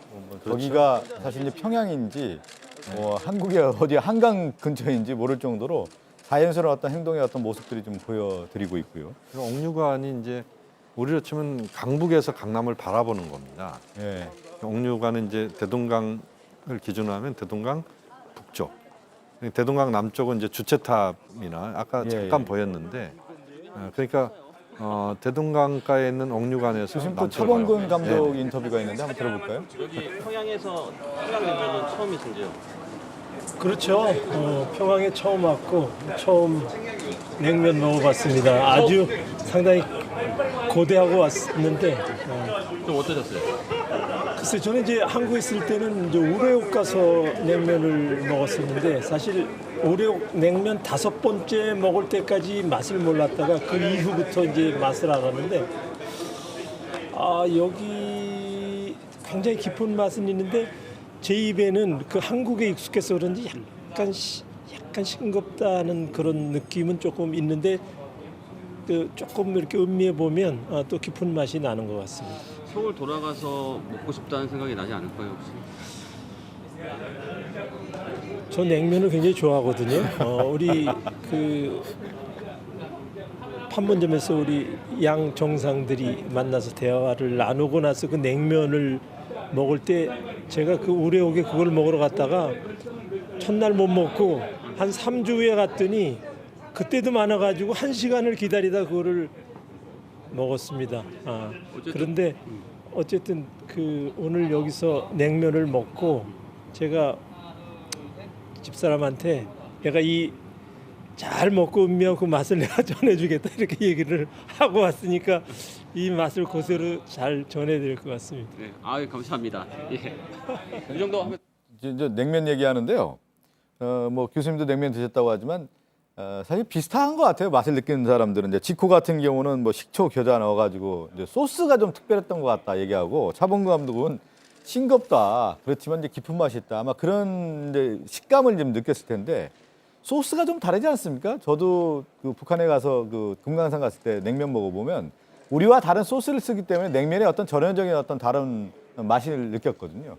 우리 냉면 모르겠습니다. 이제 냉면 맛을 저는 잘 모릅니다만 남측에서의 냉면은 어쨌든 우리 입맛화 좀 된 부분이 있는 것 같고요. 네. 그러니까 좀 약간의 자극적인 부분도 있고 예. 일반적인 냉면을 보면 그렇다는 것이죠. 근데 북한 같은 경우는 조미료를 별로 안 쓰지 그렇죠. 않습니까? 예. 그리고 이제 국물도 역시 굉장히 담백하고 북한 김치를 보더라도 그렇습니다. 제가 신의주에서 김치를 먹어보고 신의주 김치가 저는 예. 최고다라고 생각을 했는데 굉장히 담백합니다. 대체로 음식들이. 예. 아마 평양냉면도 좀 그런 차원으로 우리가 입맛은 좀 차이가 있을 것 같습니다. 앞서 저 인터뷰에서 이제 차범근 감독이 특정 업체의 상호를 얘기했는데 뭐 자연스럽게 얘기 나오다 보는데 뭐 편집 없이 나가다 보니까 좀 시청자 여러분께 이해를 해주시고요. 저는 또 그 음식 나온 것 중에 하나가 평양냉면, 자라탕, 소갈비라고 하는데 자라탕 같은 경우는 사실 낯설고 생소하지 않습니까? 뭐 김 교수님은 북한 여러 번 이제 다녀오셨을 텐데 자라탕이라는 음식을 드셔보셨어요? 자라탕은 제가 먹어보진 않았는데요. 네. 신의주에서 그 개고기 갈비 같은 건 먹어봤습니다. 그러니까 우리도 과거에 자라탕 같은 걸 먹었었습니다. 예, 예. 지금도 아마 드시는 분들도 있을 거라고 보는데요. 네. 우리 지금은 이제 자라탕이라고 하는 것이 보편적 음식은 아니고 뭐 용궁탕 뭐 이렇게도 이야기하고 그러지 않습니까? 예, 예. 오늘 또 오찬에 이제 들쭉술하고 이 평양 소주 이 네. 두 가지 종류의 술이 올랐는데 김정은 위원장이 굉장히 북한의 술을 자랑하고 싶었다 이런 또 이야기도 했다고 합니다. 들쭉술은 백두산에서 나는 겁니다. 예. 백두산에서 나는 들쭉이라고 하는 열매, 그 열매로 이제 술을 담그는 것이죠. 그러니까 과실주다 이렇게 보시면 되는데 예. 북한을 대표하는, 그러니까 북한에서 생산되는 토속적인 술 중에 가장 많이 알려진 술이 이제 들쭉술입니다. 북한 술 선물할 때 들쭉술이 등장하지 않습니까? 그렇습니다. 이렇게 좀 병도 좀 이렇게 해서 좀 네. 긴 병으로 맞습니다. 해가지고 맞습니다. 나왔던 한 40도 정도 되는 이제 아주 독주인데요. 예. 남측에도 많이 알려졌죠. 지금은 이제 남측에서 별로 이렇게 보기 어렵습니다만 예, 예. 남관계가 좋았을 때는 들쭉술 한 잔 정도는 많이 마셨던 사람들이 많았을 겁니다. 네네. 지금 이제 오찬장의 어떤 모습을 이제 봤는데 문재인 대통령은 또 그런 얘기를 하지 않았습니까? 이제 북한 주민들이 다니는 곳을 좀 가서 식사도 좀 해보고 싶다라고 하는 얘기를 했는데 그렇기 때문에 오늘 저녁이 대동강 주변에 일반 그 북한 주민들이 가는 식당을 간다고 하지 않았습니까? 그게 지금이 이제 4시 52분이니까요. 아마 움직이는 시간이 되지 않았을까 싶기도 하고요. 네, 그런데 이 오찬이 원래는 네. 오늘 12시에 시작을 하려다가 약 40분 정도가 지연이 돼서 좀 점심 식사가 네. 늦어졌던 것 같습니다. 그래서 아마 저녁 식사도 조금은 좀 늦춰질 수 있는 가능성이 있을 네. 것 같은데요. 일단 저녁에 가기로 한 그 대동강 수산 그 식당 같은 지금 경우에 이제 화면에 대동강 수산물 시장이 계속 예, 나가고 있는데 맞습니다. 그 저곳인데 저희가 흔히 이제 이야기하는 이런 서민 식당과는 조금 거리가 먼 게 조금 그것보다는 좀 고급 식당이라고 하고요. 지금 앞서 화면 중에 이제 철갑상어가 네. 나가는데 철갑상어도 한국에서 먹기 어려운 음식인데 대동강 수산물 시장이 철갑상어를 다룬다고 하는 것은 상당히 고급 식당이라고 좀 볼 수 있겠네요. 네, 그래서 저렇게 이제 수조에 직접 어종을 이제 예. 넣어놓으면 저거를 직접 그 고른 다음에 저 자리에서 직접 회를 떠서 주는 구조라고 합니다. 중국에 보면 저런 수산물 시장들이 좀 있는 것 같습니다. 예. 그래서 중국하고 약간 비슷한 것 같은데요. 이제 수산물 시장을 비교할 때 우리가 뭐 노량진 수산물 시장 뭐 이렇게 얘기를 하지 않습니까? 네. 대동강 수산물 시장과 어떤 특성은 어떤 차이가 있는 건가요? 지금 일반 시민들도 가서 어떤 음식을 사서 해 먹을 수 있는 곳인지 그런 곳이죠. 예. 네. 북한 주민들도 이용할 수 있는데 뭐 최근에 그 시장이 만들어진 곳이기 예. 때문에 남측에서 저기를 가본 분들은 별로 없을 겁니다. 그렇겠네요. 2008년도인가요? 네네. 그때 지금 처음 이제 오픈을 했다고 하니까 그 저 시장을 가본 사람들 그렇게 많지는 않을 것 같은데 네. 노량진 시장 같은 경우는 이제 대체로 저렇게 수조에 담겨 있는 저 큰 수조에 담겨 있거나 이러지는 않죠. 예. 그렇게 보면 이제 굉장히 아주 신선한 예. 해산물을 즐길 수 있는 곳이다 이렇게 볼 수 있을 것 같습니다. 구조가 좀 이제 화면에 정확하게 나오지는 않았지만 그 수산물 시장에 김정은 위원장이 가서 뭐 시찰이라고 해야 되나요? 현지 지도라고 현지 합니다, 지도를 북한에서는. 보통 많이 얘기하죠. 이제 현지 지도 갔던 장면들이 언론에 이제 공개됐던 생각들이 나는데. 지난 7월에 이제 방문해서 저기를 좀 더 이제 어떤 부분을 더 보완해라 이렇게 네. 좀 지시도 하고 좀 신경을 많이 쓰는 식당이라고 알려져 있고요. 오늘 아마 문 대통령이 저곳에서 만찬을 하게 되면 자연스럽게 옆 테이블에서 이제 네. 평양 시민들과 함께 이제 어우러져서 이제 식사를 하게 됩니다. 그러면 저렇게 이제 배 모양으로 만든 이제 수산물 시장이라고 하네요. 건물 구조를 이제 배 모양으로 만들었다고 하는데 철갑상어가 됐든 여러 이제 그 수산물이 있다고 하면 그런 이제 선택해서 신선한 재료를 선택해서 뭐 그 식당에서 그 음식을 만들어주는 곳이 있나 보죠. 뭐 그런 시스템인 것 같습니다. 지금 이제 고급 어종을 모아놓는 이제 네. 수조가 여러 곳이 있다고 하는데 북한에서 좀 어떻게 보면 이제 수산물 시장이라고 하는 것이 우리 국민들이 보는 여러 이제 화면 중에 좀 처음 보는 화면이 아닌가 싶어요. 사실 평양 뭐 여러 건물들은 있고 그렇죠. 생활상에 대한 얘기들이 나왔지만 저렇게 대동강 수산물 시장에서 음식을 어떻게 먹고 또 철갑상어도 있고 여러 생선을 배열을 해서 나열을 해서 그것을 직접 주민들이 이제 선택해서 먹을 수 있다라고 하는 것을 처음 보여주는 화면이 아닌가 싶습니다. 평양이 서해 쪽에서 기준으로 하면 그렇게 먼 곳이 아닙니다. 서해 관문이라고 할 수 있는 남포, 남포에 남포 관문이 있는데 그건 대동강을 막은 거거든요. 대동강 하류를 우리가 영산강이나 이런데 이제 하구원을 뚝을 싸서 만든 것처럼 북한도 남포 관문이라는 곳이 있습니다. 그러니까 거기서부터 쭉 과거 같으면 배를 타고 올라가면 대동강 평양까지도 올라가는 곳이죠. 네. 그러니까 해산물을 먹을 수 있는 그렇게 보면 그렇게 불리한 공간은 아닙니다. 네. 자, 저렇게 대동강 수산물 시장까지 오늘 이제 저녁에 방문할 것으로 이제 예정돼 있고요. 그리고 김정은 위원장과 이제 문재인 대통령 여러 이제 대화 중에 하나가 김정은 국무위원장의 이제 서울 방문이 있었는데 문재인 대통령의 요청으로 이루어진 것이라고 하는데요. 관련 내용을 좀 화면에 담아봤는데 어떤 내용인지 좀 보고 올까요? 나는 문재인 대통령에게 가까운 시일 안에 서울을 방문할 것을 약속했습니다. 우리는 분단의 비극을 한시라도 빨리 끝장내고 결의의 가슴속에 쌓인 분열의 한과 상처를 조금이나마 가실 수 있게 하기 위하여 평화와 번영으로 나가는 성스러운 여정에 언제나 지금처럼 두 손을 굳게 잡고 앞장에 서서 함께해 나갈 것입니다. 나는 김정은 위원장에게 서울 방문을 요청했고 김 위원장은 가까운 시일 안에 서울을 방문하기로 했습니다. 여기서 가까운 시일 안에라는 말은 특별한 사정이 없으면 올해 안에라는 의미를 담고 있습니다. 김 위원장의 서울 방문은 최초의 북측 최고 지도자의 방문이 될 것이며 남북 관계의 획기적 전기가 마련될 것입니다. 지난 봄 한반도에는 평화와 번영의 씨앗이 뿌려졌습니다. 오늘 가을의 평양에서 평화와 번영의 열매가 열리고 있습니다. 감사합니다.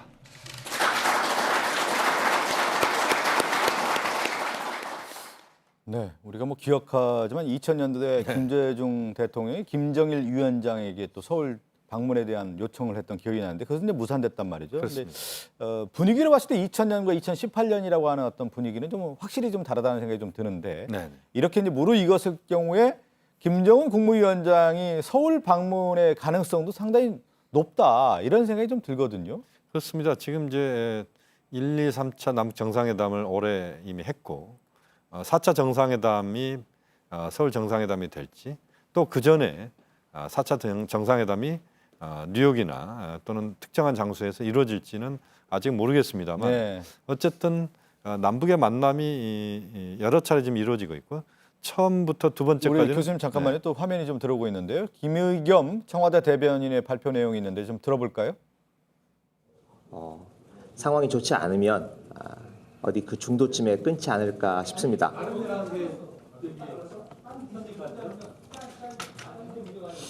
일단 장군봉까지 백두산의 남쪽 정상인 장군봉까지는 올라갈 예정이고요.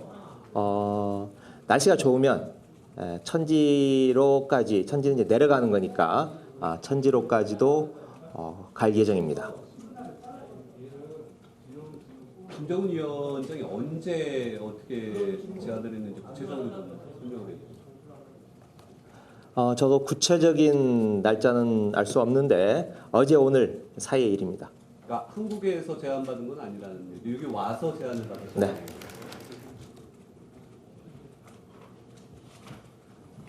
우리 측에서는 누가 동행을 하시는지 아직 다 결정된 건 아닌데 지금 여기 평양 순안국제공항에서 여러분들과 같이 비행기를 타고 백두산 근처 아마 삼지연 공항이 되지 않을까 싶습니다. 거기에 내려서 차편으로 백두산 정상까지 올라갈 예정입니다. 그래서 지금 수행원들 하고 같이 움직일 것으로 알고 있습니다. 수행원과 기자단 모두가 같이 가는 거예요. 삼지연 공항에서 서울로 가는 거예요. 평양으로 가시고. 저기 올라가요, 네. 전체가 간다고? 뭐 원하지 않으시면 버스에서 기다리고 계시면 됩니다. 강제 등산입니다. 무조건 다 올라갑니다. 운동가 안 하고. 환송 행사를 겸한 일정이 아니고 야구 있고 구두신까지 올라오죠. 삼지연에서 삼지연에도 공항이 있으니까. 여사님들은 우리 여사님이나 김정수 여사님은 당연히 가시는 거고 리설주 여사의 동행 여부는 잘 모르겠습니다. 억지로 등산. 아니 왜 취재를 안 하고 자꾸 갑자기 등산하고. 네? 제안을 했는데 그 취지를 어떻게 하는 거예요? 뭐 의미 배경 브리핑을 한 번 더 하시죠. 뭐. 아니요, 뭐 그냥 제가 알고 있는 바로는 문재인 대통령께서 백두산을 평소에도 가고 싶다는 말씀을 자주 하셨는데 가시더라도 중국 쪽으로는 중국 쪽이 아닌 우리 쪽을 통해서 가고 싶다라는 뜻을 여러 차례 말씀을 하셨고 그래서 그 전에 아시는 분들이 중국 쪽에 아시는 분들이 중국을 통해서 이른바 북파 서파를 통해서 백두산 천지에 오르는 방안을 여러 차례 제안을 했는데도 대통령께서 이를 마다하시고 백두산 올라갈 때는 나는 우리 땅을 밟고 올라가고 싶다라고 말씀을 여러 차례 해오셨다 그래요. 아마 그런 내용들을 북쪽에서 알고 있었던 게 아닌가 싶습니다.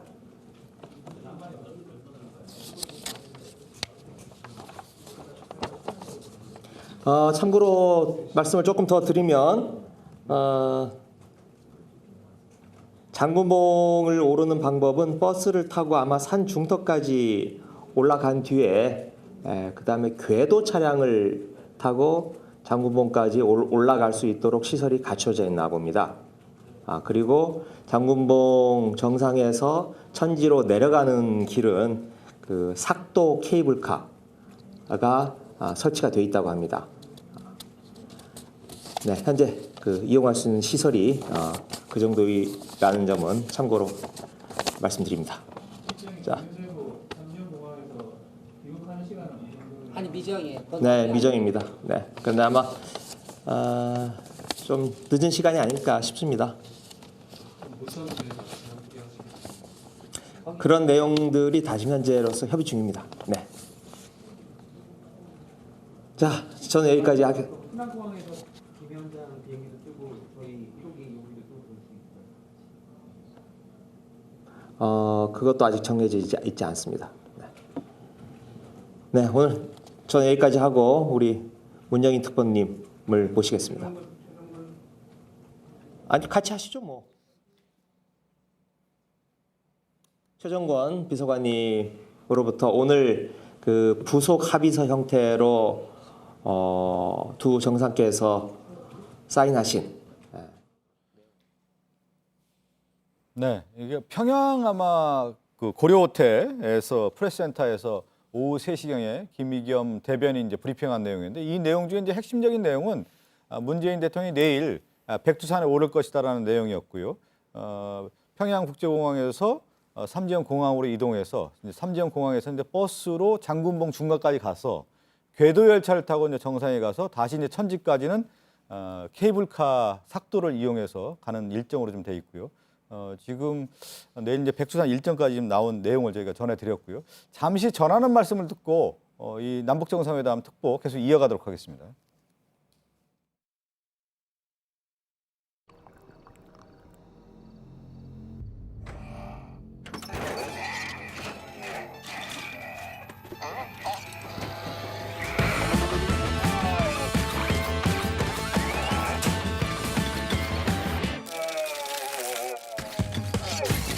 토탈쿼츠 엔진오일, 엔진의 나이를 잊게 하는 기술.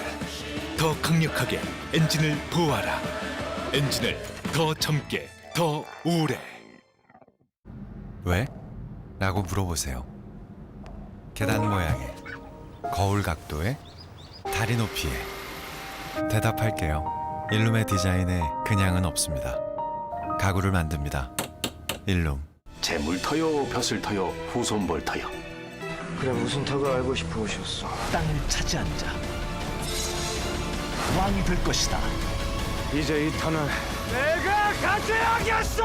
명당 절찬 상영 중.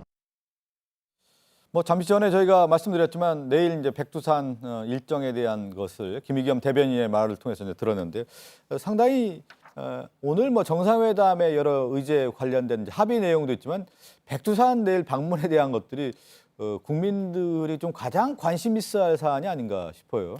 그렇습니다. 이제 백두산을 간다는 것은 지난번 그 판문점에서 40분 동안의 도보다리에서의 그런 회담이 우리 국민의 아주 뇌리에 아주 강하게 박히는 그런 그 어떻게 보면 상당히 좀 이례적인 그런 장면들이었잖아요. 이번에 백두산을 간다는 것은 아까 이제 김의겸 대변인도 이야기를 했지만 중국 땅을 밟지 않고 우리 땅으로 가고 싶다.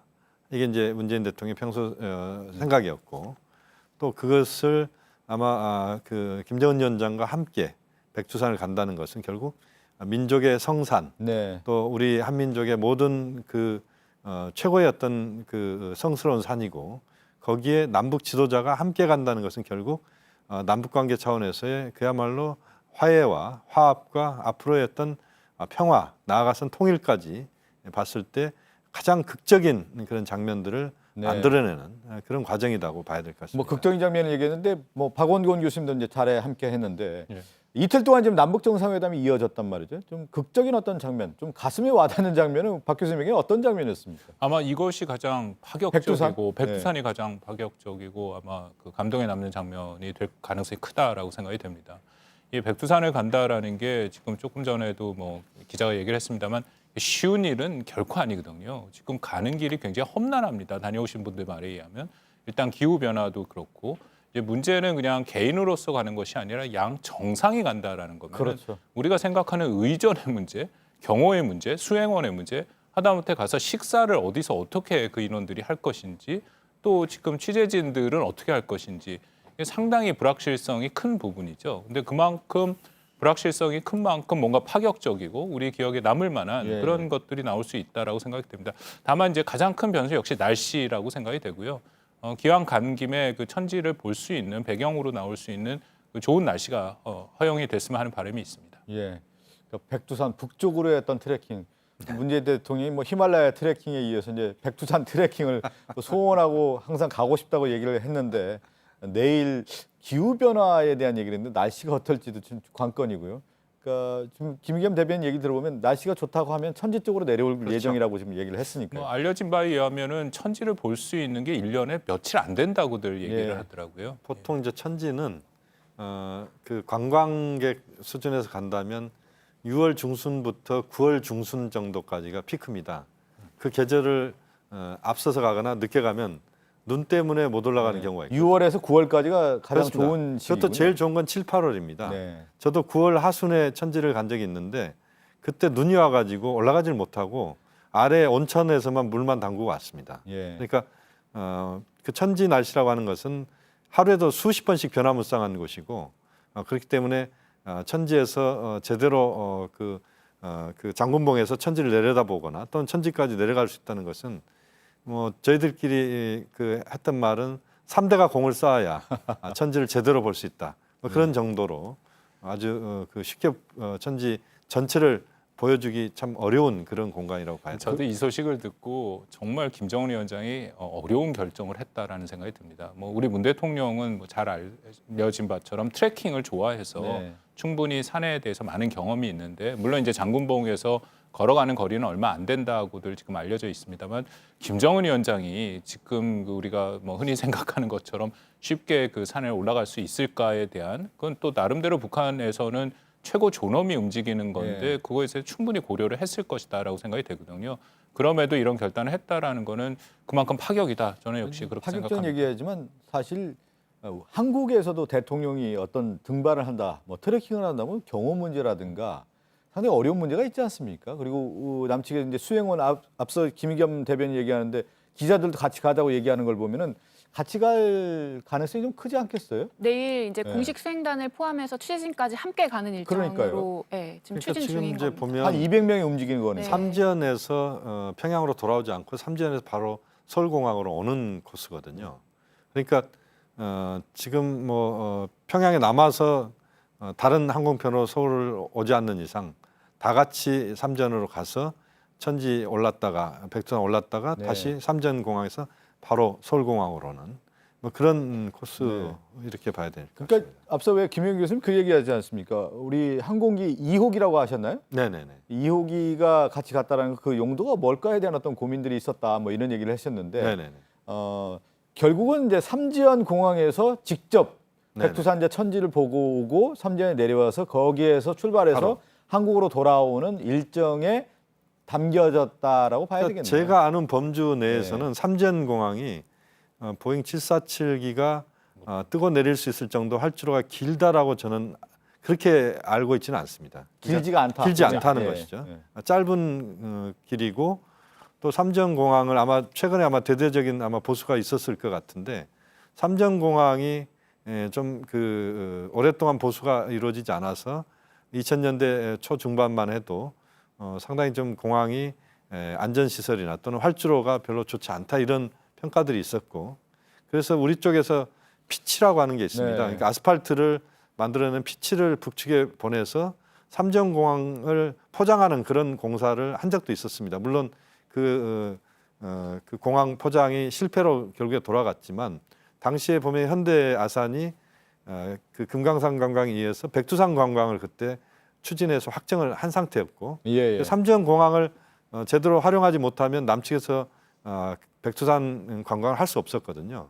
그래서 그때 이제 한번 그 삼전공항에 각광을 받았던 적이 있는데 지금 역시 이제 북측은 아마 미리 좀 준비를 해놨을 거라고 봅니다. 네, 백두산이 제가 잠시 자료를 보니까 1744m, 2744m요. 2744m인데 백두산 바로 밑에 이제 삼지연 공항이 있고요.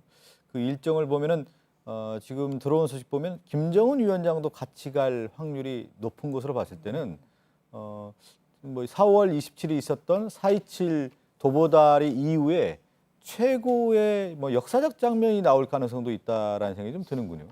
뭐 가능성이 충분히 있다라고 생각이 되고요. 그 뭐 4월 27일에 우리 문 대통령이 이제 백두산 얘기를 꺼냈지 않았습니까? 예. 뭐 가고 싶다라고 얘기를 해서 물론 이제 북측에서 그것을 우선적으로 고려해서 이번에 이제 일정을 짰다라고 생각이 되고요. 더불어서 지금 북한 입장에서는 관광 산업을 지금 굉장히 활성화시키려고 하고 있는데 이번 기회에 사실 백두산이 그러면 굉장히 각광을 받겠죠. 계속 한국뿐만 아니라 전 세계에 지금 이제 이목이 집중되고 있는 상황이기 때문에 예. 백두산을 통해서 다시 한번 그 삼지연까지 묶어서 북한이 나름대로 관광 특구로 개발하려고 하는 지역에 대해서도 충분히 홍보 효과도 볼 수 있다라고 생각이 됩니다. 그 교수님 말에 조금 더 이제 첨언을 하자면 이 삼전공항 개발도 지금 남부 경협 사업 후보지 중에 하나라고 합니다. 그래서 사실 백두산 가는 거에 의미도 있지만 지금 이런 백두산 관광을 위해서 이 공항을 개발하는 방안도 포함이 되어 있기 때문에 아마 이런 것도 좀 이제 함께 이루어지지 않을까 예상이 좀 삼지연은요, 그 북한에서도 대표적인 관광지에 그런 관광 인프라가 갖춰져 있는 그런 곳입니다. 네네. 그러니까 삼지연이 우리가 생각할 때는 아주 조그마한 어떤 시골 같은 동네라고 생각할지 모르겠지만 그렇지 않고 삼지연이 북한 동계 스포츠의 요람입니다. 예. 그리고 삼지연에 보면 숙박시설이나 이런 것들도 많이 갖춰져 있고 북한에서 백두산을 올라가는 모든 북한 주민들은 삼지연을 거치게 돼 있습니다. 네네. 그래서 삼지연은 우리가 생각하는 것보다 훨씬 많이 개발되어 있는 곳이다 이렇게 봐야 되고요. 또 외국의 관광객들도 유치를 하는 그런 공간이기 때문에 충분히 삼전공항에서 오찬을 한달지 이것도 가능하고 또 그쪽에서 지금 가장 유명한 식품 중에 하나가 이제 대홍단군의 감자와 관련된 감자로 만든 여러 가지 음식들이 아주 유명합니다. 북한에서 아주 대표적으로 유명한 식품이 대홍단군, 삼지연을 지금 감싸고 있는 곳인데 그쪽에서 많은 또 그 토속적인 경험도 할 수 있는 곳입니다. 네. 뭐 사실 오늘 여러 이제 얘기들이 나왔는데 관련된 중요한 내용들을 좀 하나하나 다루다 보니까 오늘 저희가 생방송이 2시간 예정되어 있는데 백두산의 중요한 얘기도 또 다뤘고 또 다른 얘기도 좀 나눠보도록 하죠. 또 하나 이제 그 이산가족 문제에 대해서 김정은 국무위원장이 한 얘기가 있는데 그 내용도 좀 보고 올까요? 각계각층의 내환과 접촉, 다방면적인 대화와 협력, 다양한 교류를 활성화하여 민족 화해와 통일의 대화가 더는 거스를 수 없이 북남 삼천리에 영영히 흐르도록 하기 위한 구체적 방도도 협의하였습니다. 남과 북은 올해 안에 동서해선 철도와 도로 연결을 위한 착공식을 가질 것입니다. 환경이 조성되는 대로 개성공단과 금강산 관광 사업의 정상화도 이루어질 것입니다. 한반도 환경협력과 전염성 질병의 유입과 확산을 막기 위한 보건의료 분야의 협력은 즉시 추진될 수 있을 것입니다.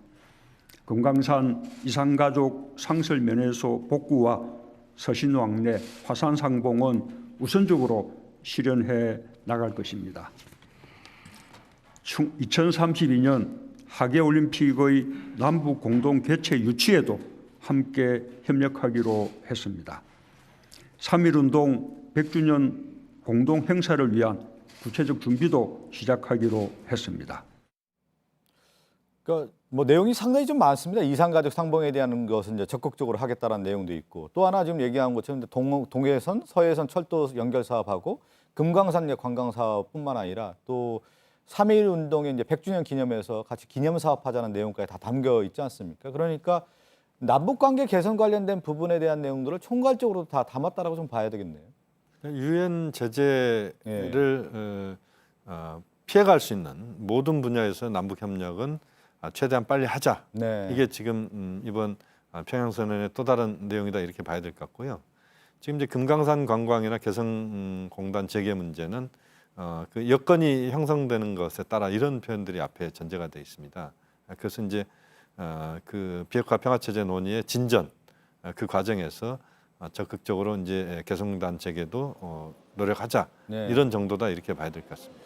그 하나 좀 추가 질문 좀 드려볼까요? 사실은 경제 교류, 이제 경제 개선과 관련된 부분에 대해서는 미국의 어떤 유엔의 어떤 경제 제재 조치가 풀리지 않는 이상은 진전되기가 어렵다라는 얘기했는데, 이번에 이제 평양 공동선언문 내용에 보면은 관계 개선에 대한 부분을 담았는데 유엔 제재에 저촉되지 않은 부분에서는 다 담았다라고 봐야 되는 겁니까? 그렇습니다. 이게 충분히 가능한 얘기입니까? 이건 어떻습니까? 최대치로 우리 김 교수님 말씀대로 최대치로 간 거죠. 지금 뭐 유엔 제재, 미국의 독자 제재 다 걸려 있는 거고요. 이번에 우리 정부가 아예 처음부터 그 신중하게 그런 그 계획을 짰다라고 생각이 됩니다. 예를 들어서 장하상 정책실장이나 김동연 부총리가 안 갔지 않습니까? 여러 가지 다른 이유로 되긴 했지만 사실상 가서 지금 한국과 북한이 정부와 정부대로 어떤 경제 협력을 하는 것은 부담이 있다라는 거죠. 북한 측에서는 좀 더 적극적인 입장을 보이고 있고 한국에게 당연하게 앞으로의 좀 더 구체적인 그런 경제 협력을 요구할 텐데, 정부의 상황에서 지금 그것을 뭐 확답을 준다든지 계획을 한다는 것은 쉽지 않은 그런 문제죠. 그래서 오히려 좀 논란의 여지가 있었습니다만 민간 차원에서 대그룹 총수들이 가는 것이 뭐 들어보는 것이 더 낫다라는 판단이 된 거고요. 오늘 합의문에도 나온 거 보면 뭐 몇 가지 핵심적인 내용이 있습니다만, 특히 우리가 이제 관심을 갖고 있는 개성공단이라든지 금강산 산업 같은 경우는 분명히 앞부분에 조건이 마련되는데라고 이제 얘기를 했죠. 그것은 당연히 북한 핵 그 비핵화 진전에 따른 그 제재가 완화될 경우에 가능하다라는 거고요. 그래서 전반적으로 지금 할 수 있는 부분은 다 포함이 돼 있다라고 생각이 됩니다. 예. 특히 이산가족 같은 경우는 김정은 위원장의 어떤 발언을 들어봤지만 뭐 상설면에서 이제 조기 개소라든가 서신왕래, 화상 상봉 등에 대해서는 합의했다라는 것은 물가가 그만큼 터졌다라고 봐야죠. 이 부분은 제가 조금 아쉬움이 남는데요. 왜냐하면 지금 이산가족 상설 면에서가 그 금강산에 이미 있습니다. 있는 건데 지금 운영을 안 되고 있죠. 그래서 그거를 다시 좀 보수를 해서 개소를 하겠다. 근데 지금 제가 기대했던 것은 이산가족의 상봉을 정례화한다. 이제 그런 표현들이 좀 들어갔으면 했는데 그 표현은 안 들어갔고요. 그리고 가장 우선적으로 지금 한국에 남한에 남아있는 5만 6천 이산가족들이 가장 원하는 것은 북한에 남겨져 있는 가족들의 생사 확인 여부인데, 그 부분을 좀 했으면 좋겠는데 거기도 좀 포함이 안 돼서 좀 아쉬움이 났고요.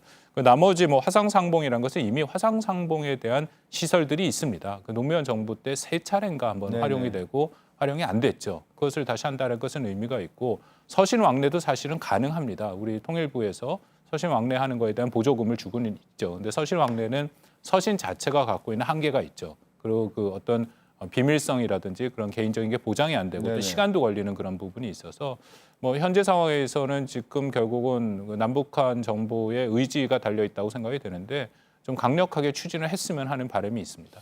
좀 더 나가서 제가 그 하나 질문 드려보면은 뭐 관광 얘기를 많이 했는데 이제 금강산 관광 같은 경우는 이명박 정부 이제 5.24 조치 이후에 사실은 이제 폐쇄되지 않았습니까? 지금 이 시점에서 금강산 관광 재개는 가능합니까? 어떻습니까? 그 미국의 얘기도 있고 지금 유엔 제재 얘기 나왔는데 그 부분과는 저촉되지 않습니까? 어떻습니까? 지금 당장은 금강산 관광 재개는 쉽지 않다고 봅니다. 물론 이제 2008년도인가요? 박광자 씨 사망 피격 사건 그게 이제 직접적인 계기가 됐지만 그러나 전체적으로 봤을 때 북한에 들어가는 모든 지금 이제 자금줄을 다 조이는 그런 상황이기 때문에 어쨌든 금강산 관광을 하게 되면 북한으로 현금이 들어가는 것은 뭐 어쩔 수 없는 겁니다. 그렇기 때문에 그건 이제 유엔 제재 위반이다 이렇게 국제사회가 특히 유엔 쪽 미국 쪽에 나설 수밖에 없을 것 같고 그렇게 보면 지금 당장은 어렵다고 보고요. 지금 이제 이번에 공동선언을 보면은 개성공단 얘기도 있지 않습니까? 개성공단 이야기도 있습니다만 어쨌든 지금 상황에서는 당장 그것이 이루어지기보다는 조건이 마련되는 데 따라라고 하는 것을 전제를 붙였습니다.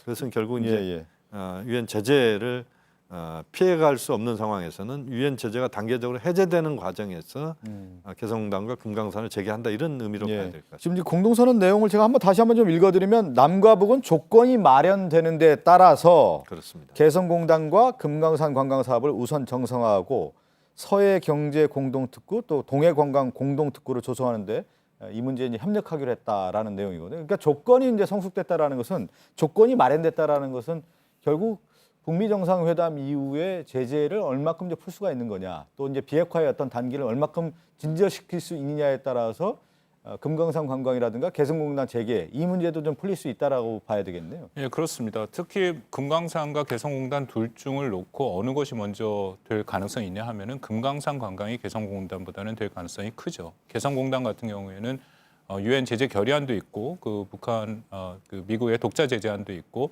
대량의 현금이 넘어가는 거기 때문에 그것은 제재위원회 명백하게 걸리게 돼 있습니다. 그래서 굉장히 어려운 거고 아마 그것은 거의 그 비핵화에 상당한 진전이 있어야 풀릴 가능성이 있고요. 반면에 금강산 관광은 일단 우리 5.24 조치에 그 걸리는 부분도 분명히 있고요. 그래서 뭐 또 뭐 유엔 제재 결의안 또 그것도 미국의 독자 제재 결의안이 다 걸립니다. 관광객이 가는 것만이 문제가 아니라 금강산 관광을 하기 위해서는 전력이 필요하고 또 우리 물자들이 다 넘어가야 된다라는데 그거 하나하나가 다 제재에 걸리는 상황이거든요. 그래서 이제 그런 면을 전체적으로 볼 때 한국 정부도 이제 충분히 고민을 했다라고 생각이 되고요. 그래서 조건이 마련되는데, 근데 물론 이제 이 합의문에 넣은 것은 그만큼 또 한국과 남북한이 이것에 관심을 갖고 있고 앞으로 추진하겠다라는 의지의 표명은 있다라고 봅니다. 그 한 발짝 더 나가서요. 전 트럼프 대통령이 이제 트위터에 글을 올리지 않았습니까? 이런 내용이 있단 말이죠. 최종 합의에 따라 핵 사찰에 합의했다라고 이제 올렸는데 트럼프 대통령이 이런 반응을 보였다라는 것은 남북 정상회담에 대해서 긍정적으로 받아들이고 향후에 이제 북미 정상회담에서도 적극적으로 임하겠다라는 언지를 주는 그런 내용 아닌가요?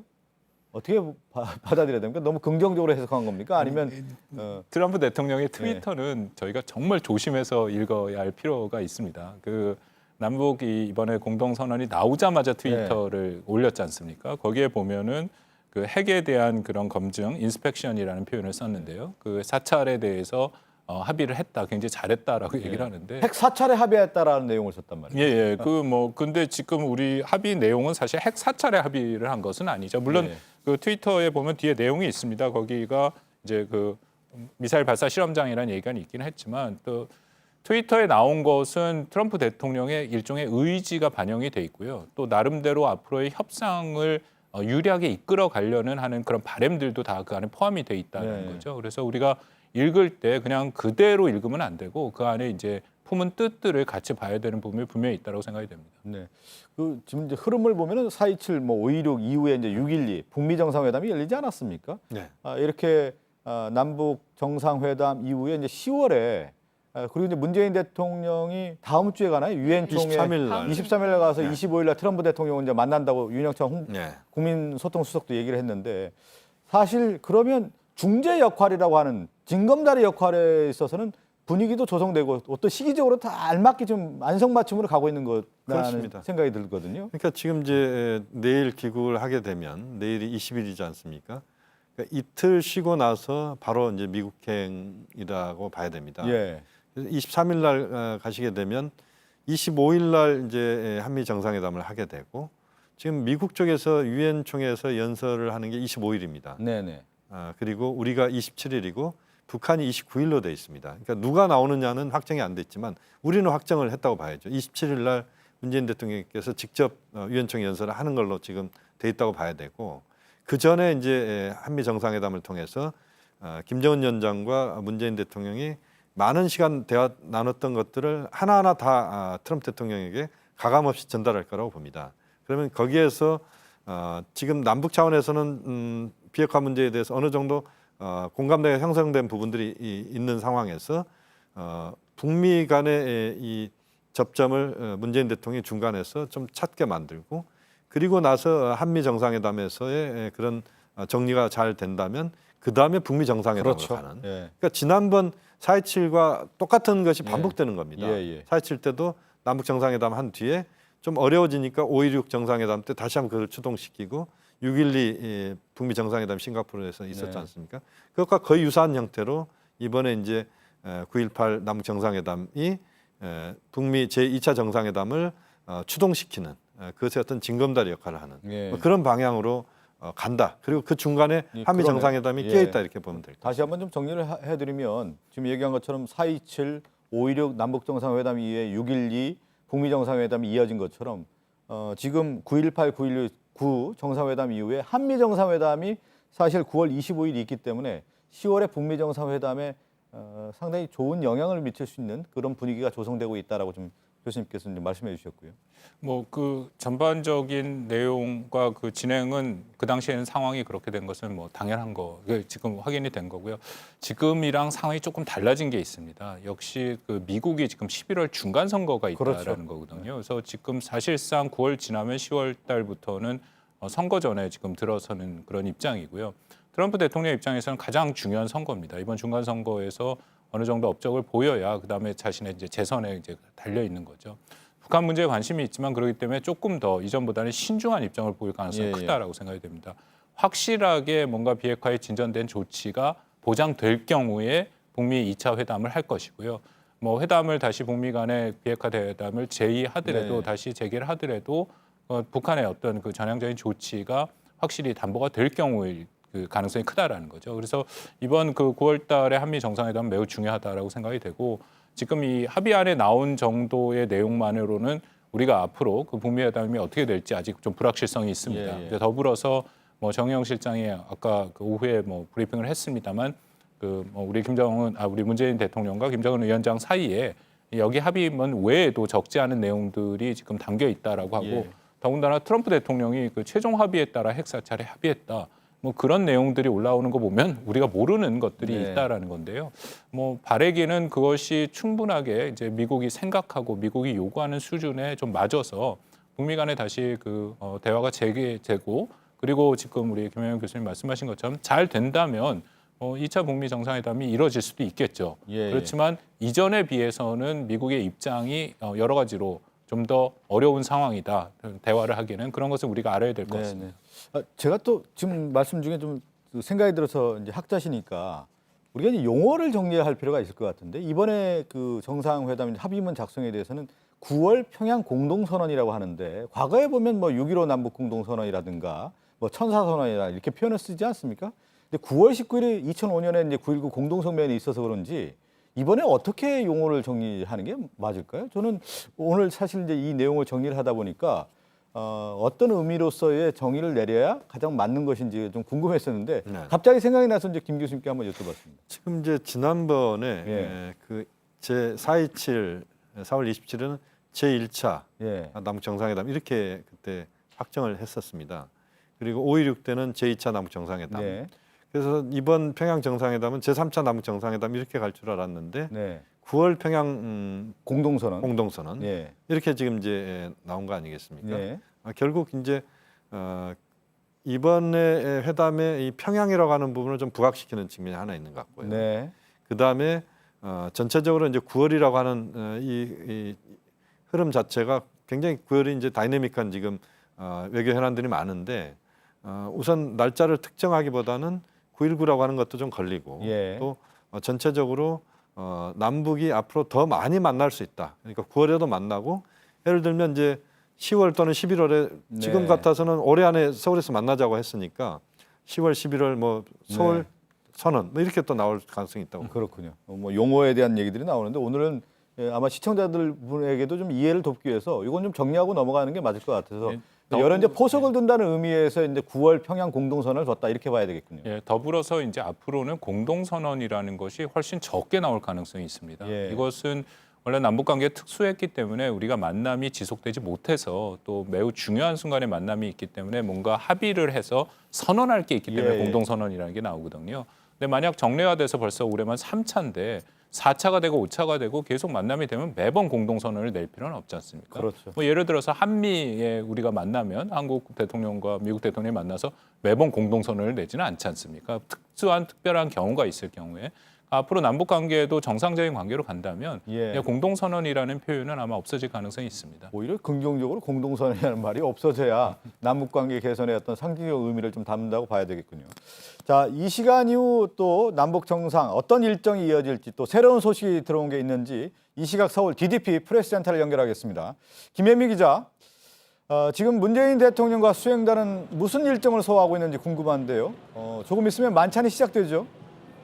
네, 그렇습니다. 조금 전 과학기술 전당 등 이 평양 주요 시설 참관을 마쳤을 것으로 예상됩니다. 예정대로라면 끝났어야 할 시각인데요. 이 참관 행사가 공식적으로 종료됐는지는 아직 전해지지가 않았습니다. 조금 전 영상을 통해서 오늘 낮 남북이 함께하는 오찬 모습을 보셨을 텐데요. 이 옥류관 오찬 후에 2시 반 문 대통령과 김 위원장 부부는 백화원 영빈관에 공동 식수를 했습니다. 지난 4월 판문점 정상회담 때에도 판문점 군사분계선 인근 소떼길에서 공동 식수를 한 바가 있습니다. 만찬은 평양 참관 행사가 모두 끝난 뒤에 7시쯤 대동강 수산물시장에서 시작될 것으로 보입니다. 만찬 후에는 5일 경기장에서 집단 체조 예술 공연을 관람하는데요. 이 자리에서 문 대통령은 북측 참석자 15만 명을 향해서 1, 2분 정도의 인사를 할 것으로 보입니다. 네, 그리고 내일 오전에 이제 남북 정상이 함께 백두산에 오른다는 소식을 전해드렸는데 백두산 천지까지 갈 계획이 잡혀 있는 거죠? 네, 일단 청와대는 백두산 남쪽 정상인 장군봉까지는 올라갈 예정이고 날씨가 좋으면 천지까지 가겠다라고 밝혔습니다. 먼저 백두산 근처 삼지연 공항에서 내려서 백두산 정상까지 차로 올라갑니다. 정상에서 천지로 내려가는 길은 케이블카가 설치돼 있다고 합니다. 날씨 예보에 따르면 내일 오전 백두산 인근 삼지연의 날씨는 대체로 맑을 것으로 보입니다. 청와대는 김 위원장이 우리 측에 남북 정상의 백두산행을 제안한 것은 어제 오늘 사이의 일이라고 설명했습니다. 그러니까 문재인 대통령이 평양에 도착한 이후 김정은 위원장이 전격 제안하고 우리 측이 수용한 거라는 겁니다. 청와대는 평소 대통령의 바람을 잘 알고 있었기 때문에 이런 제안을 해오지 않았을까라고 말했습니다. 자, 그렇다고 하면 이제 내일 일정은 백두산 일정의 끝으로 정상회담이 마지막이 되는 건가요? 네, 그렇습니다. 백두산 근처 삼지연 공항에서 환송 행사를 마친 뒤 바로 서울로 들어오는 일정입니다. 정확한 귀국 시간은 아직 정해지지 않았는데요. 양 정상이 오찬을 같이 할지 여부도 아직입니다. 어느 쪽이든 서울에 도착하는 시간은 점심시간을 훌쩍 넘길 것으로 보입니다. 정확한 일정은 추가로 소식이 들어오는 대로 바로 전해드리겠습니다. 지금까지 서울 DDP 프레스센터에서 JTBC 김혜미입니다. 김혜미 기자와 함께 남은 일정에 대한 얘기를 했는데 이희정 기자 다시 한번 좀 정리를 좀 해보도록 하죠. 그 오후 2시에 저희가 이제 그림이 들어오지 않아 설명은 못했는데 오후 2시 반에 문재인 대통령과 김정은 위원장 부부가 백화원 영빈관에서 식수한 내용도 좀 나왔고요. 지금 이제 화면에 들어온 걸 좀 설명을 해야 되겠네요. 조금 전에 했습니다. 만경대 학생 소년 궁전에서 김정숙 여사가 이제 참관하는 모습인데요. 네, 저게 이제 식수 행사 이후에 이 평양의 주요 시설을 참관할 때 이제 그 중에 한 곳을 방문했을 때 모습 같은데요. 그 소년궁전이라고 하는 표현이 나왔는데 이제 네. 가야금 연주도 하는데 그 어떤 활동들을 하는 곳인가요? 그러니까 만경대 학생 소년궁전은 평양에 이제 굉장히 큰 그 한옥 건물입니다.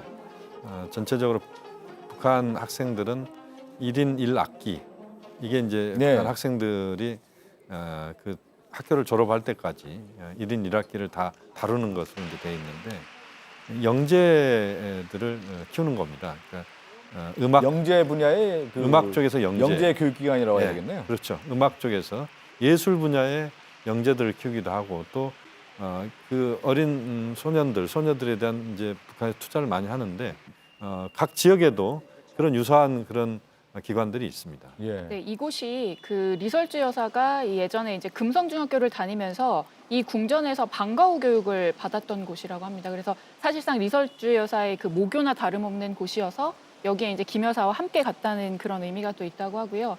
그 김 여사는 여기에 있는 이제 예술 체조장이나 수영장 그리고 극장 등을 방문해서 이 단원들을 만났다고 합니다. 그리고 김 여사와 동행한 이 특별 수행단도 또 무용과 가야금을 가르치는 이런 예능동과 또 과학동을 둘러본 뒤에 네. 이후 일정에 또 합류를 했다고 합니다. 그 이제 학생들 이제 과외교육기관이라고 하는 설명을 저희가 이제 자막으로 좀 설명드렸는데 일반적인 학생 활동을 한 다음에 자기 어떤 취미나 아니면 그렇죠. 자기에 맞는 어떤 적성의 활동들을 하는 방과후 곳이다. 활동이라고 방과후 하죠. 활동이라고 예, 봐야 그렇습니다. 되겠네요. 근데 보통 보면 이제 그 음악 활동이라든가 체조라든가 이제 사회주의 국가에서 보면 상당히 그 수준이 높지 않습니까? 어렸을 때부터 저렇게 조기 교육을 한다고 봐야 될까요? 뭐 한국도 사실은 뭐 얼마 전까지 비슷했죠. 이 사회체육이나 사회 어떤 예술 그런 것이 아니라 네. 대부분 엘리트 교육으로 어렸을 때부터 엘리트 영재 체육으로 교육, 좀 엘리트 육성했었죠. 체육으로 네. 여전히 한국도 지금 엘리트 체육의 그런 전통이 남아 있고요. 사회주의 국가에서는 전통적으로 다 보이는 현상입니다. 이 체육이나 예술이 또 국가를 대표하고 또 국가의 경쟁력, 국가의 위상을 높인다라고 생각을 해서 어려서부터 뽑아서 썼었죠. 뭐 우리가 예. 소련 같은 경우에도 그래서 올림픽이나 나가는 걸 보면 늘 뭐 굉장히 상당히 수준 높은 그런 모습들을 보였고 아마 북한도 그런 의미에서 지금 만경대 학생 소녀궁전을 지금 운영을 하고 있고 네. 방금 장면에도 나왔습니다만 다이빙 같은 경우도 지금 하고 있는 그런 모습들이 보이고 있습니다. 그리고 이제 어제 저희가 이제 행사하면서 정상회담 이후에 삼지연 관현악단의 공연이 있다고 하면서 어제의 백미일 것이다 이런 얘기를 했는데 오늘의 일정은 사실 5일 경기장에 있었던 집단 체조가 있지 않습니까? 이 정도 공연이 이루어지는 것들을 보면은 사실 이제 북한의 집단 체조라는 것은 전 세계에 알려져 있고 그 내용을 보면은 화려함을 넘어서 어떻게 저렇게까지 할 수 있을까? 네. 저게 가능한가 이런 생각이 들 정도였거든요. 그렇습니다. 이제 집단 체조 15만 명이 들어가는 이제 능라도 5일 경기장에서 이루어지는데 지금 집단 체조를 그동안 북한이 최근 해왔습니다. 빛나는 조국을 주제로 해서 쭉 준비를 해왔고 또 실제 외국인 관광객들이 와서 직접 보기도 하고 그랬던 겁니다. 근데 이번에는 그 조금 민감한 부분들은 빼고 예. 남북 정상이 4.27 때 만났던 장면이랄지 또 여러 남북 간의 어떤 민족의 어떤 공통된 그런 의식들을 담을 수 있는 그런 것들을 중심으로 준비했다. 그렇게 지금 현재는 알려지고 있습니다. 빛나는 조국 얘기를 하셔서 그런데 북한 체제의 어떤 선전에 한국 측에서 남한 측에서 가서 오히려 동원되는 거 아니냐라고 하는 어떤 비판 여론도 분명히 있었고 그것이 좀 사전 조율이 된 거 아닌가요? 그러면요? 어느 정도는 내용을 좀 바꿨다라는 것은 뭐 내용에 당연히 조정이 있었을 거고요. 예. 그렇게 따지면 사실 노무현 대통령이 2007년 가서 본 아리랑 그는 훨씬 더 체제 선전이 강했던 거죠. 지금 빛나는 조국은 뭐 이미 우리한테도 조금 보여줬습니다만 체제 선전적인 요소가 아리랑에 비해서는 확실히 줄어든 것은 사실이고요. 그럼에도 북한의 목적 자체가 체제 선전용이기 때문에 뭐 그런 논란이 완전히 없을 수는 없다라고 생각이 됩니다. 다만 지금 사전에 최대한 그런 부분을 뺄 네. 것이다라고 생각이 되고요. 지난 구구절에 이제 처음 시작을 했는데 그 장면에 보면 우리 문 대통령과 김정은 위원장이 그 4.27 판문점에서 만나 손을 올리는 장면 그런 게 초반부에 나온다라는 것을 보면 뭐 그런 내용들이 순화가 됐을 가능성이 있다고 생각이 됩니다. 다만 그 북한의 집단 체조 같은 경우에는 사실 뭐 인권 그 침해까지도 그런 논란이 벌어진 적이 있었죠. 특히 어린 학생들을 동원해서 하는 집단 체조 같은 경우에는 인권 유린이다라고 서구방에서는 이제 문제 제기를 했었는데, 그래서 그 이후에 최근에는 어린 학생들을 동원하는 것을 지금 최대한 지양하고 있는 것으로 알고 있습니다. 네. 이건 뭐 오늘 이제 5일 경기장에서 집단 체조에 대한 얘기를 했고, 지금 화면에 나가는 것은 오늘 오전에 있었던 만경대 학생 소년 궁전의 이제 공연을 김정숙 여사가 직접 관람하는 내용을 저희가 보여드리고 있는데요. 이런 의미도 좀 있는 것 같아요. 예를 들면 이제 정상이 이렇게 외교를 하고, 사실 김정숙 여사가 어떻게 보면 민간 외교 같은 역할을 하는 거 아니겠습니까? 실제 북한의 어떤 생활상과 문화예술계 인사들을 만나면서 같이 교류를 하고, 실제 공연을 어떻게 하고 또 학생들은 어떻게 크고 어떻게 학습하는지에 대한 것을 실제 체험하는 어떤 장이 또 마련됐다는 말이죠. 문화를 이제 그 향유하는 그런 북한의 모습을 우리가 제대로 한번 보는 그런 자리다, 네. 이렇게 볼 수도 있을 것 같고요. 전체적으로 우리 지금 수행원들이 대체로 다 그게 지금 소년 궁전에 간 것 같은데요. 네. 뭐 지금 보면 이재용 삼성전자 부회장의 어떤 모습도 보는데, 저런 뭐 차범근 감독도 지금 박수 치는 모습이고요.